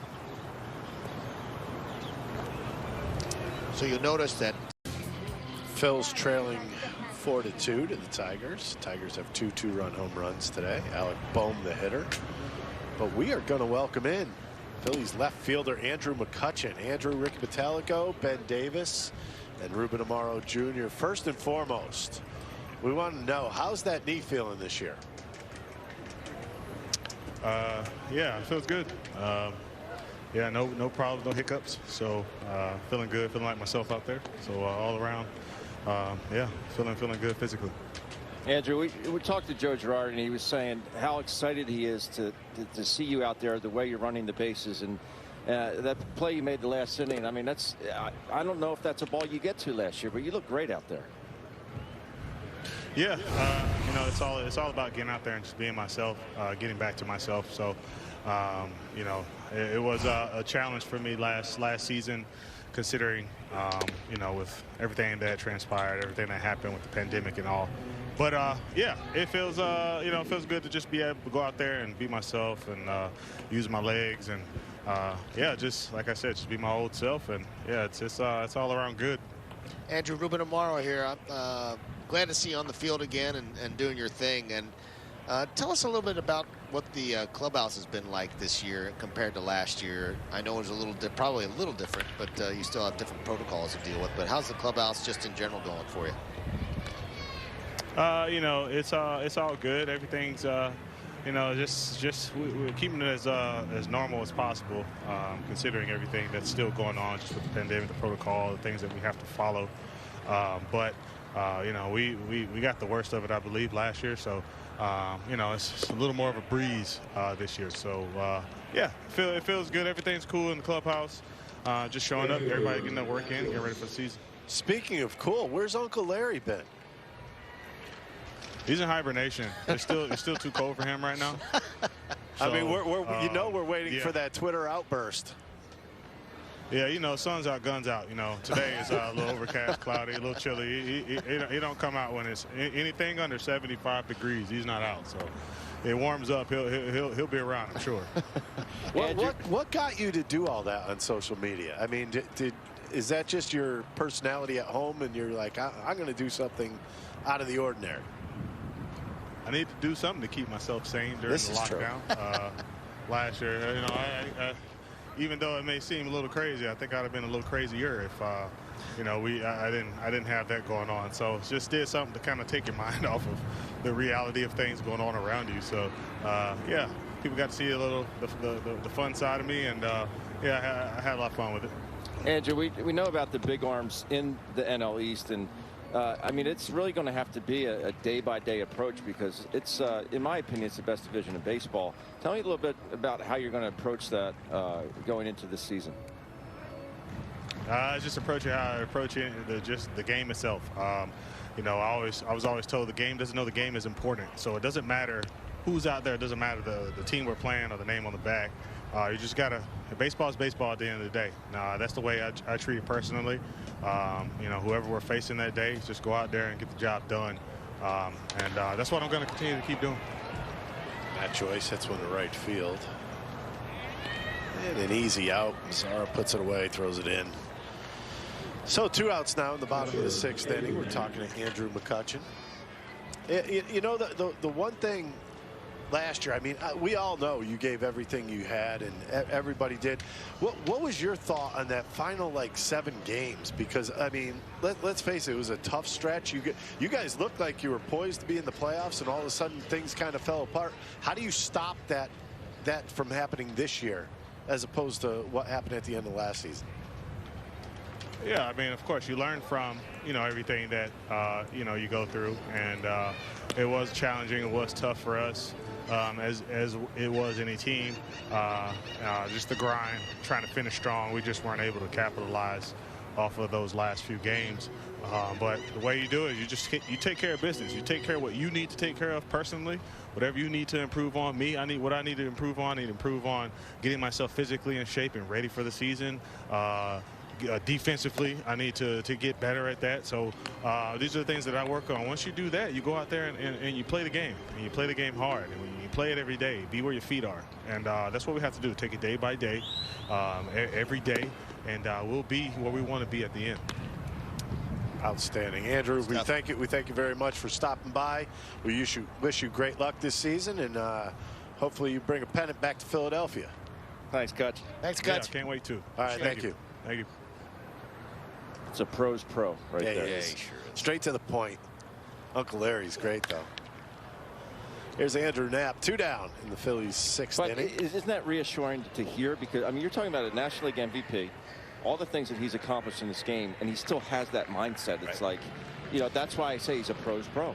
Did you almost feel like he's trying to say that everybody in this clubhouse has to take a good look in the mirror and know what's wrong with them and try to fix that now before we get into the season? Without a doubt.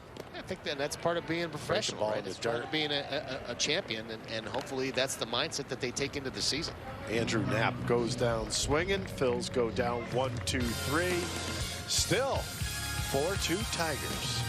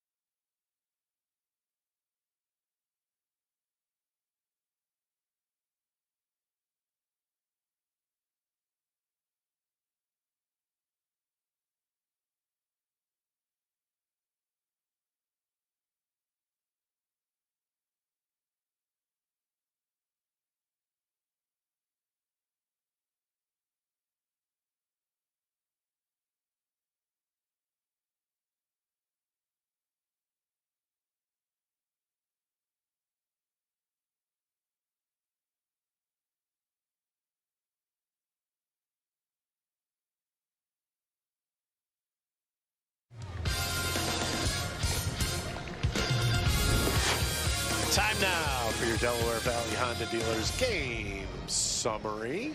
Oh, Akil Baddoo, Ruben, and Nico Goodrum, 2-run home runs in this game. The Detroit Tigers only have 3 hits. Just Phillies only have 6, and there's 6 singles. So yeah, we're not doing a lot of damage ourselves. Detroit has 2 loud ones, so that's what you get. Well, this is what happens before the 7th inning stretch, guys. You got to get your rest. Make sure you're ready for that big stretch time coming up, right? Apparently. Come on, guys. You know what I'm talking about. Got to get her fired up a little bit. Jankowski out there roaming in, I think it's left field now, right? What changes we've got. I'm sure we're going to have some changes. I think he's in there for Kutch. Here's Renato Nunez going up against Mr. Rendon. He's back. Rondoni's back in the game. I mean, the Phillies pitching staff so far, the bullpen at least, has done a nice little job in this one. 2 mistakes in this game, and that basically is why it's 4-2. Yeah, I mean, the bullpen has been very, very good all spring, and they've been throwing the ball all pretty well. I mean, that's what it's all about. I mean, Hector's out there trying to put on a show somehow to you know, it's all about trying to get noticed. It's not just sometimes the Phillies, right? Well, it's interesting. It's good. That's a good point, Ricky, because there are scouts in the stands. I do believe that they're allowing some scouts into the stands, and these guys are pitching for their baseball lives in a lot of situations. I mean, they're getting opportunities. It's a good thing about what they've done. what Caleb has done, the new pitching coach Caleb Cotham has done, and Joe has given these guys opportunities to win a job. And it's not with the Phillies. I'm sure there are other scouts watching and trying to figure out how they're going to configure their bullpens and their teams. And you know, these guys are not just pitching; they're pitching for 30 teams basically. 2-2 outside part of the play. That's a good pitch. It might not turn out very well for him, but wow, nice play. And Torres is pretty steady all the way around. He makes a nice play. He knows who's running. Nunez is not a blazer down there, and he takes his time and makes a nice play. Usually those high choppers are the ones you take a deep breath as a pitcher and say, really, this is going to happen? And instead, Torres makes a nice play behind the mound. You see he gets a really good break. Yeah, excellent break. He's a steady little player, and Joe Girardi's got a lot of history with him. He played for him in New York with the Yankees, and he's just a nice, steady little ball player. I believe that was Gerson Moreno warming up for the Detroit Tigers out there in the bullpen. Batters Isaac Paredes or Isaac. Isaac. Yes. 1-0 pitch is down. The slider. You look at Rendon, it's very rarely, and I mean very rarely, almost never, do you see a pitcher using an open webbed glove. That's more of like a second baseman's glove. That's what it looks like. You know why they do that, right? You're not supposed to use that because you could see the fingers moving inside of it. Exactly. The only one that I can think of that used to use that was Houston Street. Stayed inside of that ball nicely, hits it out to center field. Dubel will throw it in, but nonetheless, it's a base hit. Ruben, I wanted to get into something a little bit earlier about the shifts. You have an interesting thought in the shifts. Yeah, well, I guess they're going to, in the lower minor leagues and some of the leagues, I guess this low A ball and East and West, they're doing a couple different things. But one of the things I thought would be a good rule would be to not allow the infielders to basically play the outfield.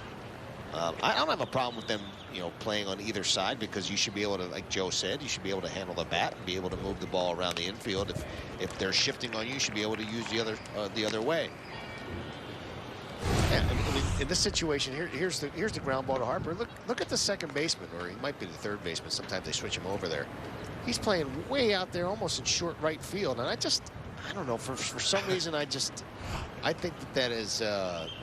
And they're free to play anywhere they want, but I would rather see some kind of imaginary line that they're behind the infield dirt, where, you know, infielders have to play in the infield and outfielders have to play in the outfield. I mean, we've had guys like Zach Wheeler on, and he said that he doesn't like the shift at all. I mean, Ben, you in favor or not in favor? Well, I'm under the impression that when you play defense, and in any sport, the objective in defense is to prevent the other team from scoring. And I think if you're able to do that by the shift, then learn how to hit the ball the other way. We saw Bryce Harper, his second bat, hit a ball through the shift, and it was a shift beater. So it's, you know, I just think you look at the really, like, the guys that use the whole field, there's no shift, right? It's just, it is what it is. I'm not a Freddie Freeman. I think things all even out at some point. Well, I think I'm with Ben. I mean, the fact that they're trying to change the rules pretty dramatically, I don't think that's right. The players should be making the adjustment and using the other part of the field, just like that. That's a straightaway shortstop. Castro hits one in the hole. That's what. Perfect timing, by the way. Great segue by us. Anyways. I just think that major league hitters, even though it's very, very difficult to hit, but you should have some level of bat control and should be able to move the ball around the infield if you are a major league hitter. We saw a perfect example. We saw Hall yesterday bunt one down the third baseline. If the ball's hit a little bit harder, that's a double. And it made it to the third base, but if it was bunted even a little bit harder, it's a double. Yeah. I mean, take what they give you, right? I totally agree, and you know, you just like to see.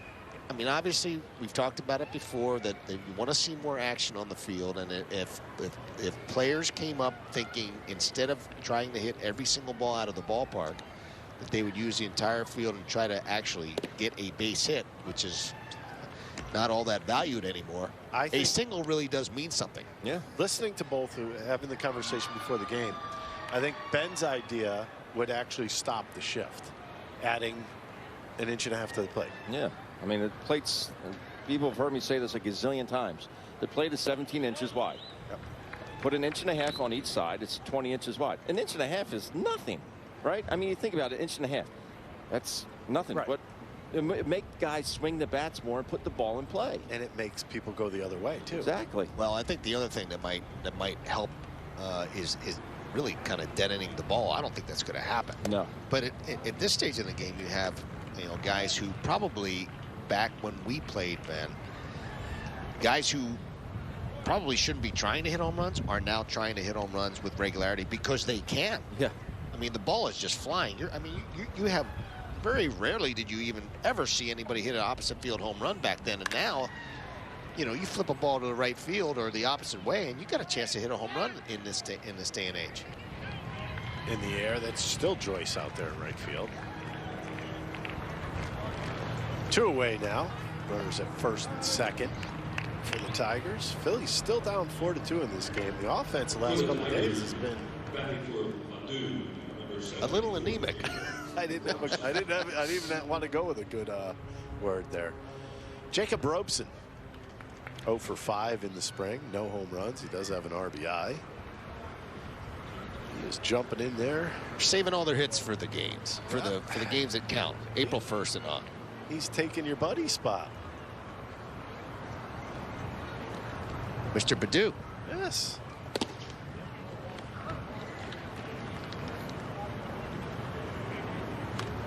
Takes strike 1.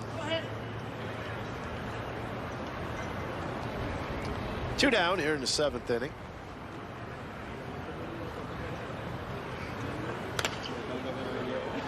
Pitch out of the zone.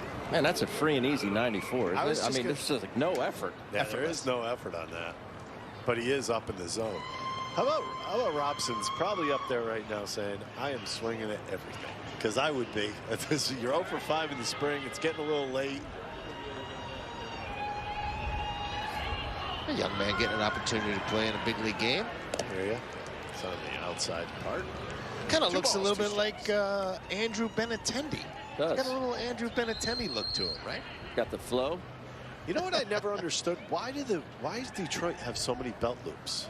Have you ever noticed this? I have noticed that. Look at. Why? I've noticed that. Struck him Right out down on a Broadway. fastball. Caught him looking. Robson goes down on strikes. Oh, a couple hits. 2 runners left on base. Phillies still down 2. We go to the bottom of the 7th. Jump. Number 1, I think he should have stepped off. Don't they were yelling came for in. him to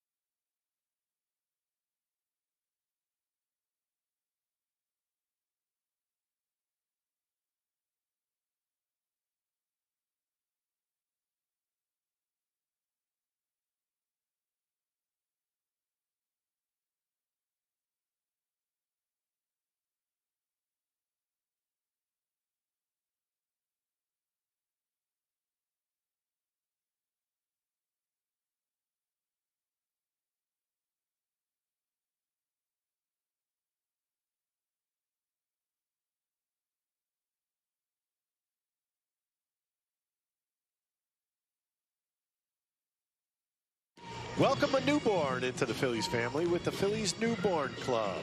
New members receive personalized Phillies birth certificate, specialty Fanavision birth announcement photo, Phillies monthly milestone blanket, and more.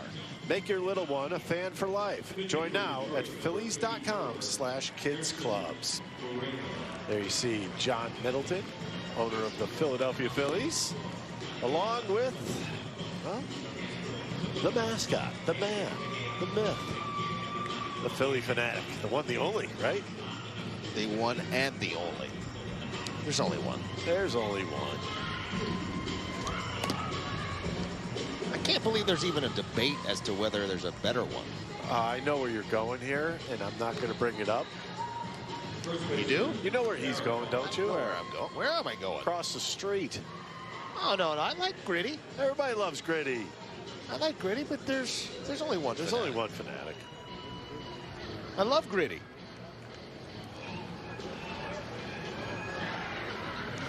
Derek Hall leading off for the Phils in the bottom of the 7th. The rally cap should be everywhere right now, Ruben.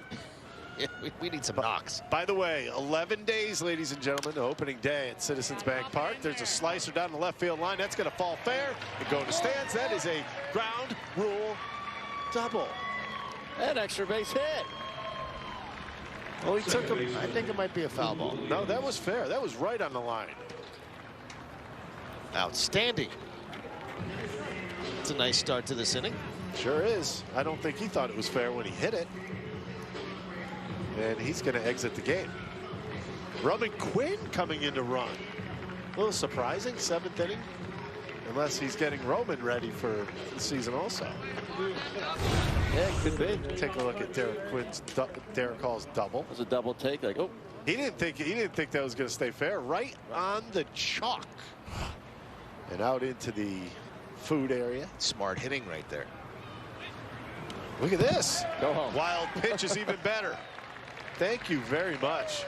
I don't think Roman was stopping there. I think he may have been going on the pitch. Absolutely was going on the pitch. He was a straight steal. Didn't even have to work any technique out because he's so fast. He literally just There's another look at it. No He's real already movement. gone. Yeah, this was, even if he bunted, that might have been a double back bunt right there if he got it down. A squeeze from second. How about that? That would be fun to watch.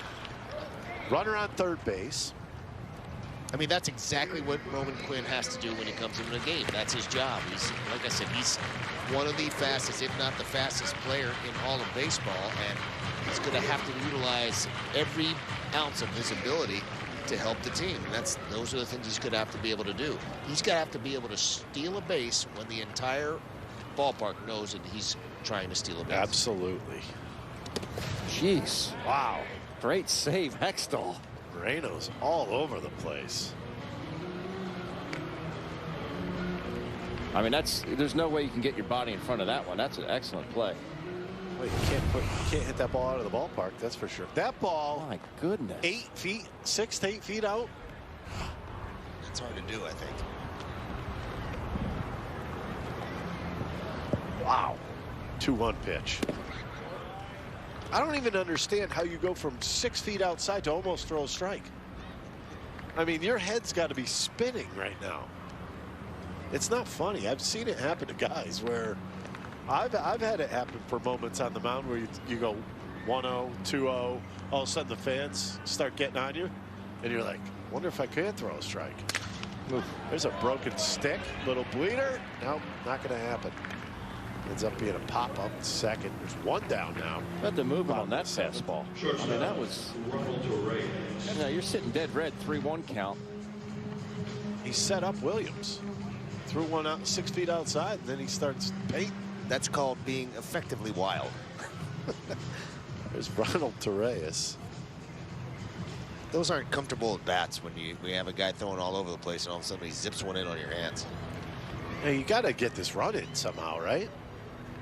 You got a runner on third base, nobody out. Torreyes now the hitter. He's just got to stay out of that strikeout. Or how about you give us one? Ben, would you say that was a perfect block? No, the ball was in the air. What is going on? I don't know. I don't know if he's catching up or picking up rotation, or I mean, he knows what's coming, obviously. I think we've had Grayson Grenier have some games with us, and he's struggled back there. He's has a tough time handling some of these guys. And look, the pitcher's not making it any easier on him either.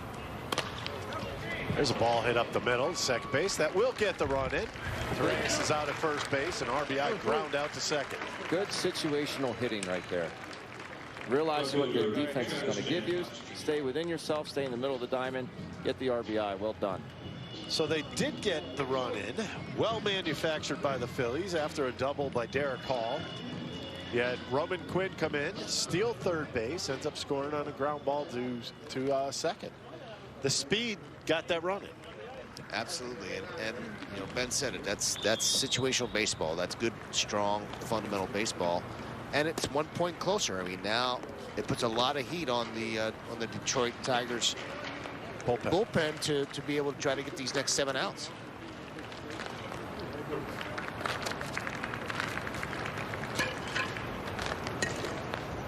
Travis Jankowski, the hitter. Getting killed by this. That was fun. Somebody's. That was our double. He said he's getting killed back there. Point taken, right? Grainer's having a tough go. Funkhauser. Mr. Moreno. Funkhauser. How would you like that? That on your back. Yeah, I mean, Moreno's all over the place. Up, way out, way in, down, well before the plate. I would call that all over the place. Is this a straight take here or what? Guys all over the place. There it is, ball 4. Pretty good chance he's going to give it a go on the stolen base as well. I gotta believe that he's going to be running. Love to see him get in it. Love to be able to get him into scoring position almost immediately. I'm a little surprised that AJ Hinch is leaving him in here right now. Not regular season, I don't think he would be in the ball game anymore, but. Well, all these guys have to get their work in, and they're scheduled to get their work in. I'm not sure that wins and losses are that big of a deal to them. Right. It's just trying to get these guys their work. I mean, Odubel, who likes anything thrown up at the plate. I mean, they're just damaging baseballs everywhere they throw it right now. Pickoff move over to first is 8 feet short. And I do believe that Jankowski will be off to the races here. Odubel 1 for 3. Struck out his last at bat. A nasty changeup. There's a ball hit to center field. Should be an easy out, and it is, and that will end the half inning. Phillies do pick up 1 in the 7th. They are down 1. We go to the 8th. My 3rd and 4th pitches. Yeah.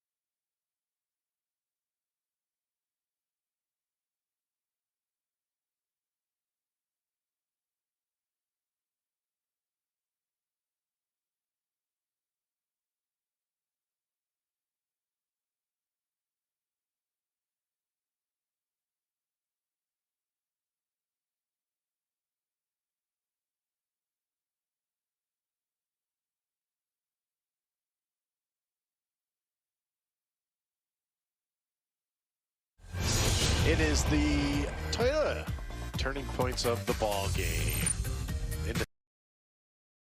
Next game will be the Blue Jays, then the Blue Jays. And that's deep to right. That ball had a little bit of extra carry on it. And then later on in the ball game, we go to the fourth. Nico Goodrow. And my goodness. That ball was tatered. Guys, that's the Toyota turning points of the game. And there were two, and they were turned upon. Yeah, a couple of fastballs out over the middle of the plate. Joe Girardi said it himself. He was in the stretch and did not make his pitches, and Mr. Anderson paid for it. Here's Brian Mitchell.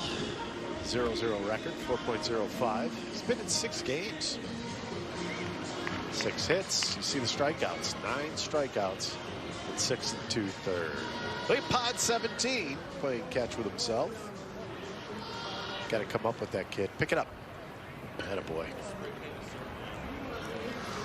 I feel just like him. What, am I doing this myself? You feel like you're out on an island right now? You guys just put me out there. We'll pick you up. Here we go. I was wondering where you went. I was like, hello. 1-0 from Mitchell. Sailing fastball outside. There he goes again. Get down. Attaboy. Got to come up with the ball, though. See, you can't forget the ball. You gotta love that energy. Whatever happened to that energy for us? I still have it. This ball sliced past the third baseman. I believe Bohm's still there. Base hit into left field by Mazzara. These guys could swing it a little bit. Yeah, Mazzara's an interesting story. He's a guy that certainly was touted to be one of the better right fielders in all of baseball as a young player. He didn't quite get there in Texas, and has ended up bouncing around. Had to sign like a 1-year deal here with Detroit. Trying to fight for bats now. He did sign a 1-year deal, but certainly somebody that that I thought and many thought was going to be an impact type player. He was in the big leagues at age 21. Bethencourt throws down to first base. That ball gets by. The runner Woodrow, who just came in from Mazzara, is going to go on to second base. Yeah, Mazzara was supposed to be one of those highly touted prospects, but never really panned out.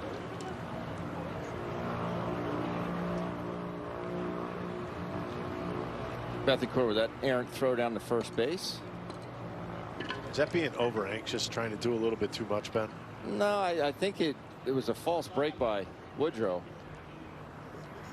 And Bethencourt thought he could get him at first. His ball popped up. Looks like an easy play over at third base. Boy, that's frustrating. A man on second, nobody out. And this is why I'm not a huge fan. See him take off up being on one knee. You see his body going towards third base, and he throws it kind of across his body, right? Well, he definitely has to. Yeah, he still has to clear himself from the left-handed hitter. But, you know, I think just being on that one knee, it throws off your rhythm if you're going to throw. It's just not. It doesn't make an easy transition to get the ball in and out. Phillies have made wholesale changes, by the way. Stott is now at shortstop. Williams has moved over to third base. Jankowski is in left. And if you pick up anything else for me, let me know. Right, guys? Mm-hmm. Slight disadvantage here. There's a slider away, and the runner's going to go. That looked like a cross-up right there. It almost looked like he thought it was going to be a fastball, and he just didn't turn his glove over. I think it was just a catching on one knee and trying to block. You're saying that's a clank, Ben? I mean, how do you block a ball like that? I just don't. Oh, he did turn it over. He did turn his glove over. Yeah. I was on Ruben's side at that point. I didn't think he turned his glove over, but he most definitely did. I guess it'll be ruled a wild pitch. Mm-hmm. Shouldn't have been. No.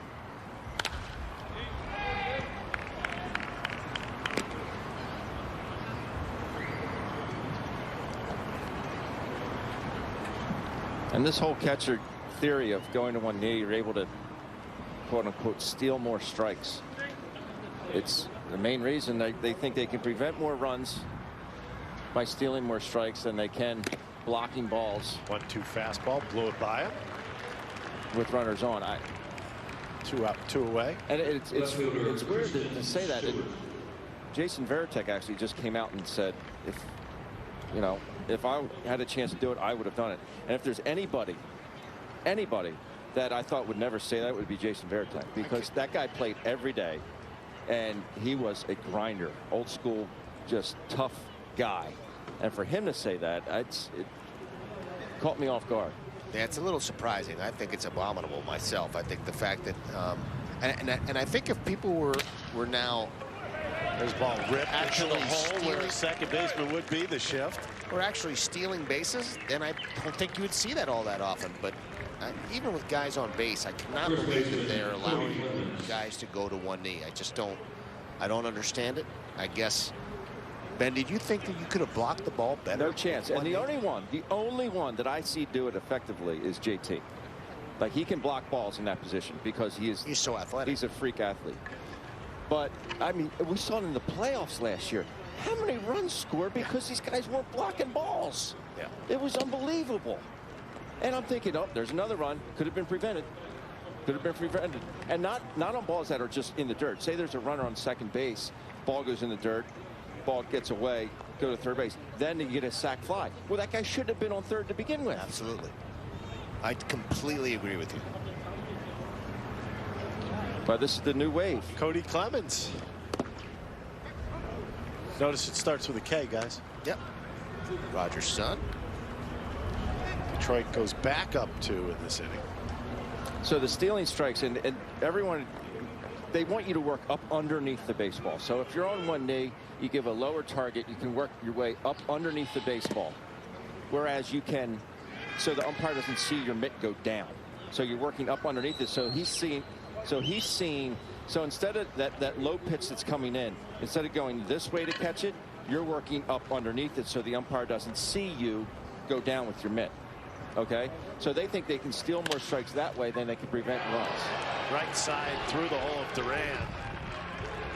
It's going to go into right field. Everybody's running around the bases. We now have second and third.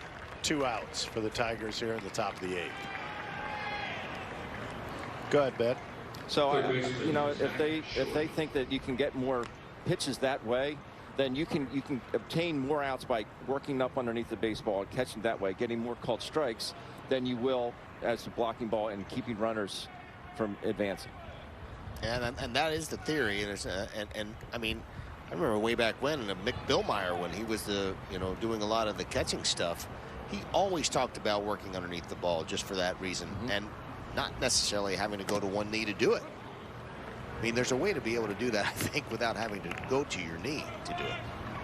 I mean, with nobody on, I can see it. Okay, if you want to save the wear and tear, if that enables you to catch more innings or catch more games, then so be it. But with a runner on, the next thing I want to do is have that guy advance because I was in a good position to block the baseball. Mitchell's really fighting. Well, there's a perfect example. There's a man on third base, and that ball was a slider away. He almost couldn't reach it, and had he not been able to reach it, that ball is to the backstop, and that's a run. You're locked in a set position. Yes. There's zero mobility.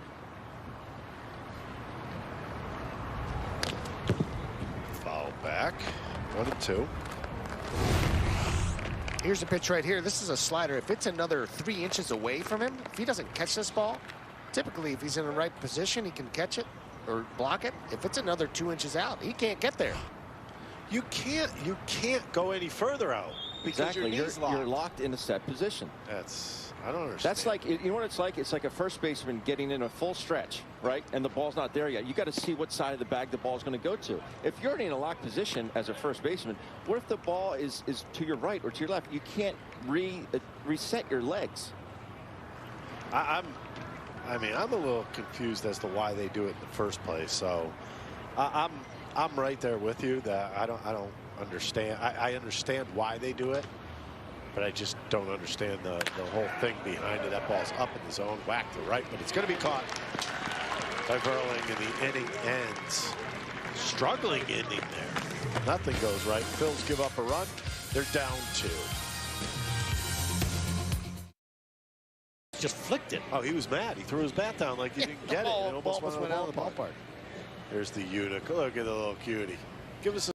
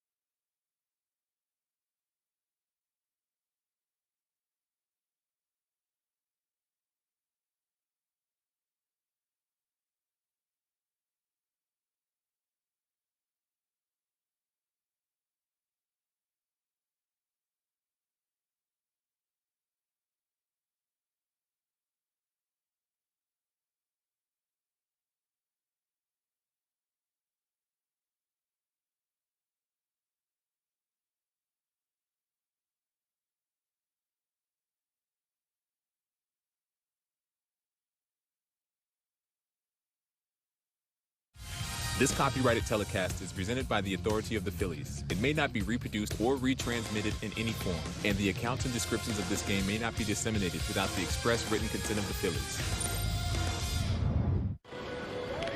6-person suite rentals are available now for select games through May 6th. Access otherwise sold-out games when you reserve a private suite. Packages start at $1,200 and include 6 tickets, catering, and much more. Offer available while supplies last. Visit Phillies.com to make your reservation today. Kyle Funkhauser. Get your funk on. Good talk. Imagine writing that name. That's a tough name to sign. He had to sign a bunch of autographs. Right? Imagine writing that out. Funkhauser. It's just long. Here's an easy one. Mickey Moniak.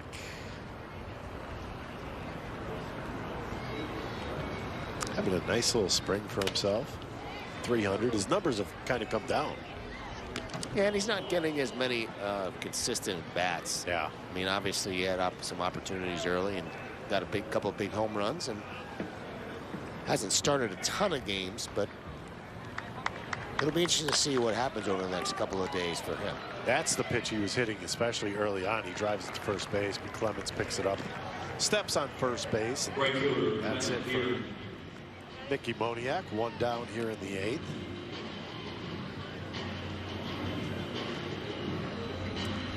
Pretty good swing on it. Hit the ball pretty hard. Just hit it into the ground. You know what? Sometimes that happens. Here's Matt Verling. This is his first at-bat of the game.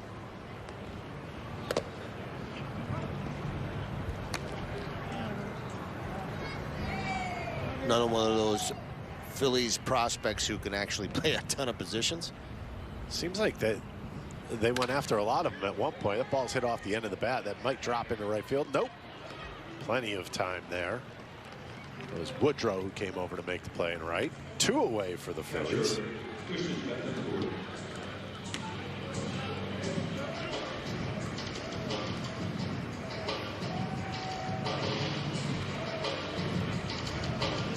I think Christian's still looking for his big first spring training base hit. Get yourself a knock. Get a bleeder. Do something, right? He needs one. Seems like he's a little bit behind there, Rube. Well, he hasn't had great swings so far this spring. He really is there for his defensive prowess. He's more of a defender. He really throws the ball. He has a tremendous arm. We've talked about it before, but he's a guy that... There it is. Hey, yeah, baby. Hit them where they ain't. Base hit for Christian Betancourt to the right side. San Diego Padres actually trying to make him a pitcher at one point. Goes back behind the plate to try to extend his career some. It's not a bad deal. Go pitch a little bit, come back, catch a little bit. Rodolfo Duran comes to the plate, first baseman right now. He replaced Derek Hall.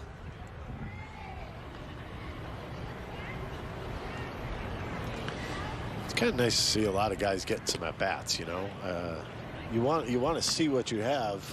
These are, would you call a lot of these guys just in casers? You got to have depth, man. It's 162 games, and these guys aren't. People aren't going to be healthy. You got to see what some of these kids can do.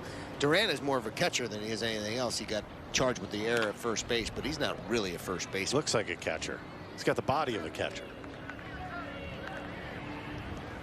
I guess it would be a wide target at first base, not a tall target, right?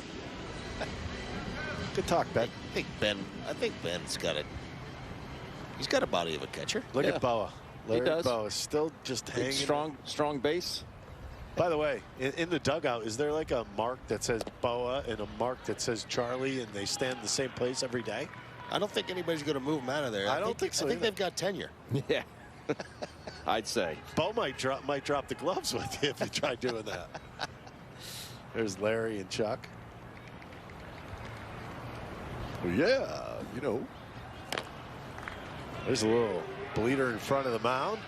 Picked up by Funkhauser. That ball's all the way down into right field. Everybody's running around the bases. It's going to be second and third with 2 outs. A base hit ties this ball game, believe it or not. The way this game has been going, a base hit now ties this ball game. Yeah, Funkhauser, he jumps off the mound, but he just doesn't get his feet right to be able to make an accurate throw here. I gotta believe there's going to be a base hit with a error on the pitcher letting the runners advance. Here it is, just a little tapper out in front of the mound. It doesn't run very well. He got out of the box okay, but it just did not get his feet into a position. That's not a step and throw, but he certainly did not get his feet in position. Number one, that's a bite the apple. Don't throw it, bite it. Done.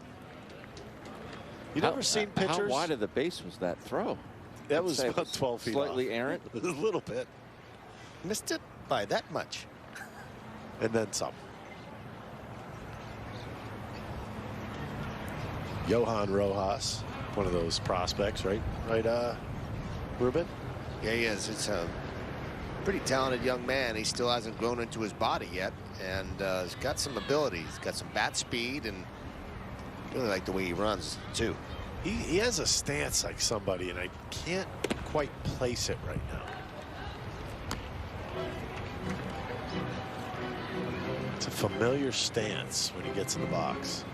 I don't know if people remember Mariano Duncan. The way he used to stand. That's a little dunky. You're right. With the front foot a little bit towed in. Where his hands are when he starts right about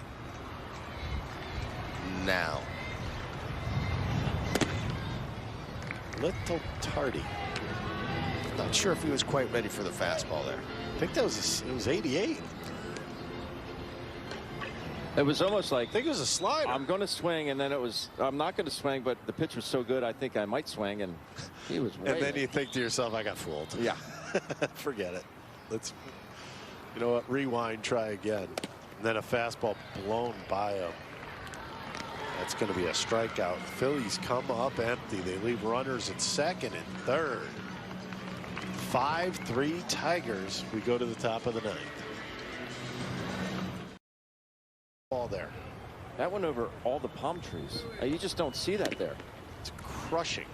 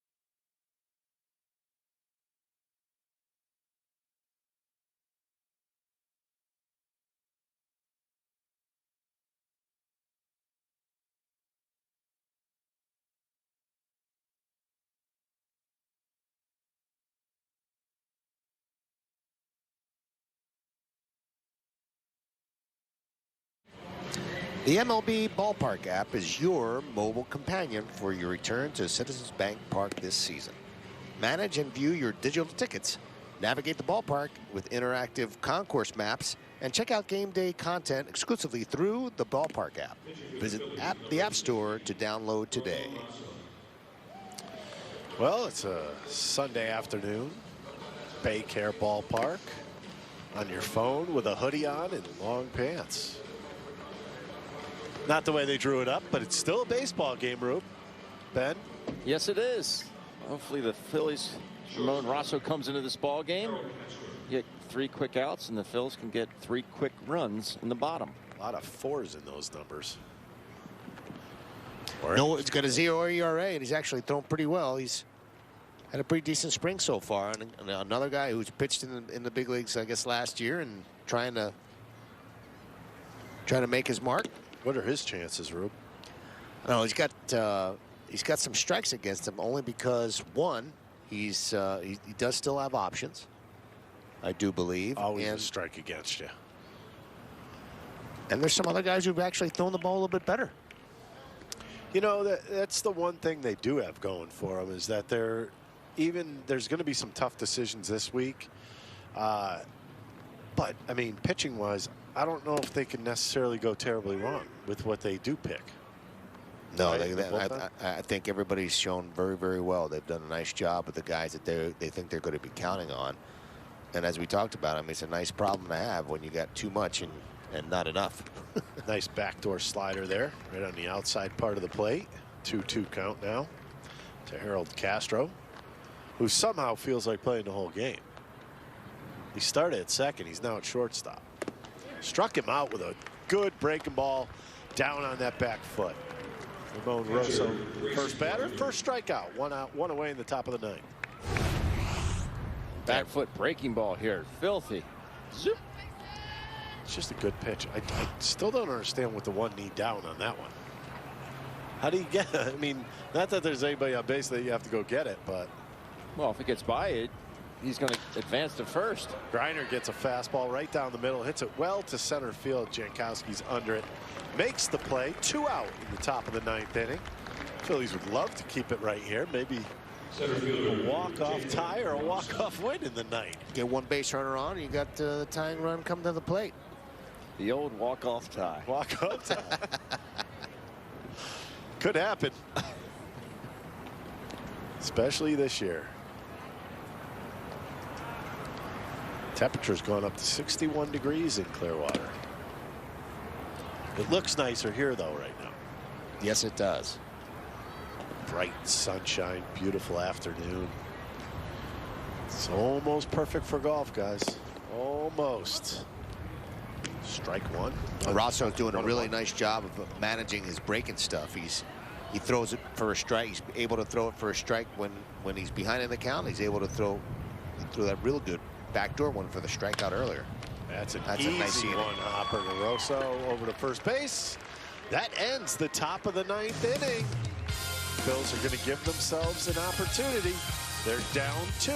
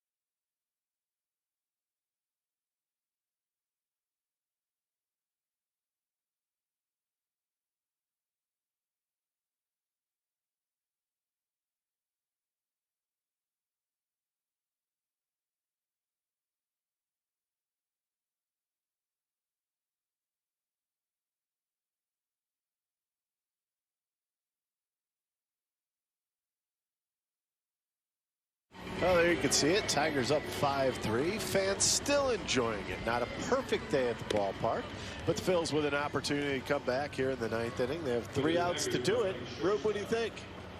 Hey, got a good man on base. Try to get something going here in the bottom of the 9th. Zach Hess taking the hill. There you see his numbers in the spring. It's a nice ERA to go get somebody. Kind of a maximum effort type guy right here. See this delivery? Well, this little head snap. This one's for Clearwater. The bait is in the water at the 54 ERA, right? Bait's in the water. What do you think, Ben? Well, they got to get a couple guys on, obviously, but see what happens. That is a big ERA, though. That's a big, big ERA. Yeah, that is violent delivery. It's pretty violent. Sometimes that can work for you, and sometimes it works against you.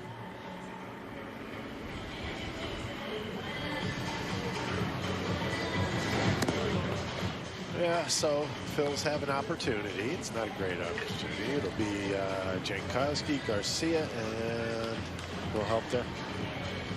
I got Williams leading off. I got Williams, Garcia, and Jankowski.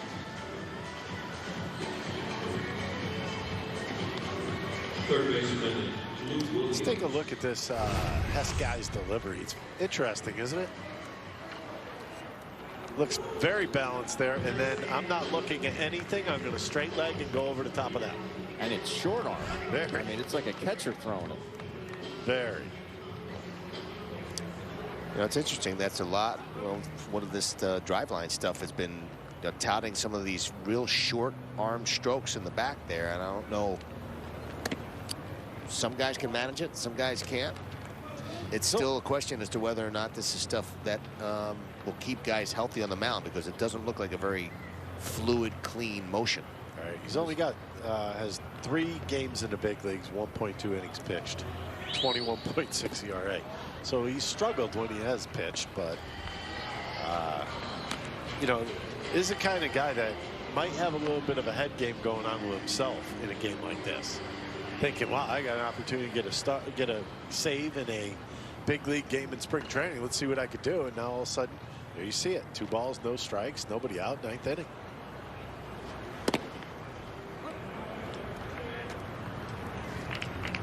Yeah, some of those who don't know what driveline is, it's basically a. I can sit here and talk about it for a long time. It's just a. Please don't.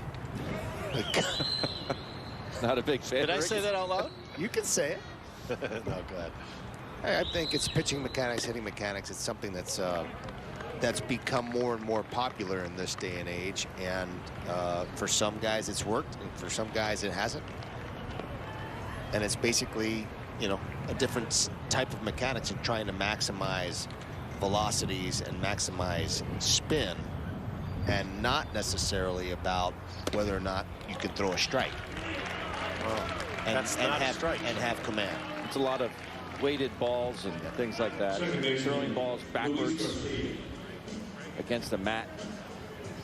It's different stuff. To put it mildly, it's drastically different from, you know, going out and playing catch to try and doing long toss to strengthen your arm. Well, the walk brings up Luis Garcia, now with a chance to tie it. I see how quickly this happened. Takes strike 1. It says a fastball, but that ball had some cut on it at the end. I think he just had some natural cut and natural movement on his pitches.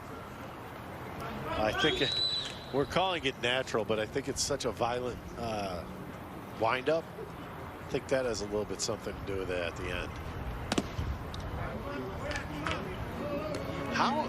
The thing I'm wondering is how do you throw to the plate without looking at it? It's just more or less throwing to an area, not a location. Exactly. But he probably has a good spin rate. Had to get that in there, didn't you? You know what? Sometimes you just wait, and then you find your timing. Boom, go get it. Well, he does have some life with the cutting fastball right there. I mean, his command has not been great, but he does have some life to it.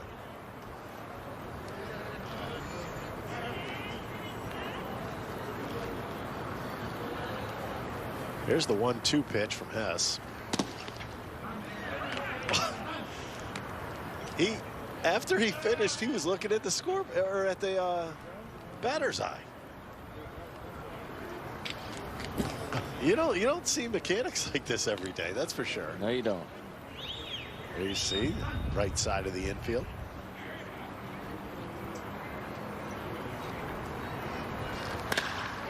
Well, cutter in on the hands. No, sir, you're not getting that one by me. Foul down the right field line. Wasn't fooled, was he? No, he wasn't. He's not. This is what I don't understand. There is almost a full shift on a hitter that is supposed to be kind of a smaller contact guy, and they have a full pull shift on him. Popped him up out of play. Watch out, Wheels. Mr. Spring Training. Mr. Spring Training, Chris Wheeler. Does he get days off on Sundays? I heard him on the PA. Oh, okay. Here's the 2-2 to Garcia. Swing. Yes. Yeah, that's that back knee slider again. And again, it was a pitch that was off the plate, but he had his opportunities to get on base right there. But got to give him some credit right there. He makes a pretty good pitch. Travis Jankowski now coming up. Well, the next televised game here on NBC Sports Philadelphia, it's Thursday night, 6 p.m. That's NBC Sports Philadelphia Plus. 6 p.m. Thursday night against the New York Yankees. That'll be exciting. Bronx Getting Bombers, closer and if you closer. will. And I will assume that they'll have all their regulars in that day because it is a night game, and they do have to see some games at night. It is a different, Ben, I don't know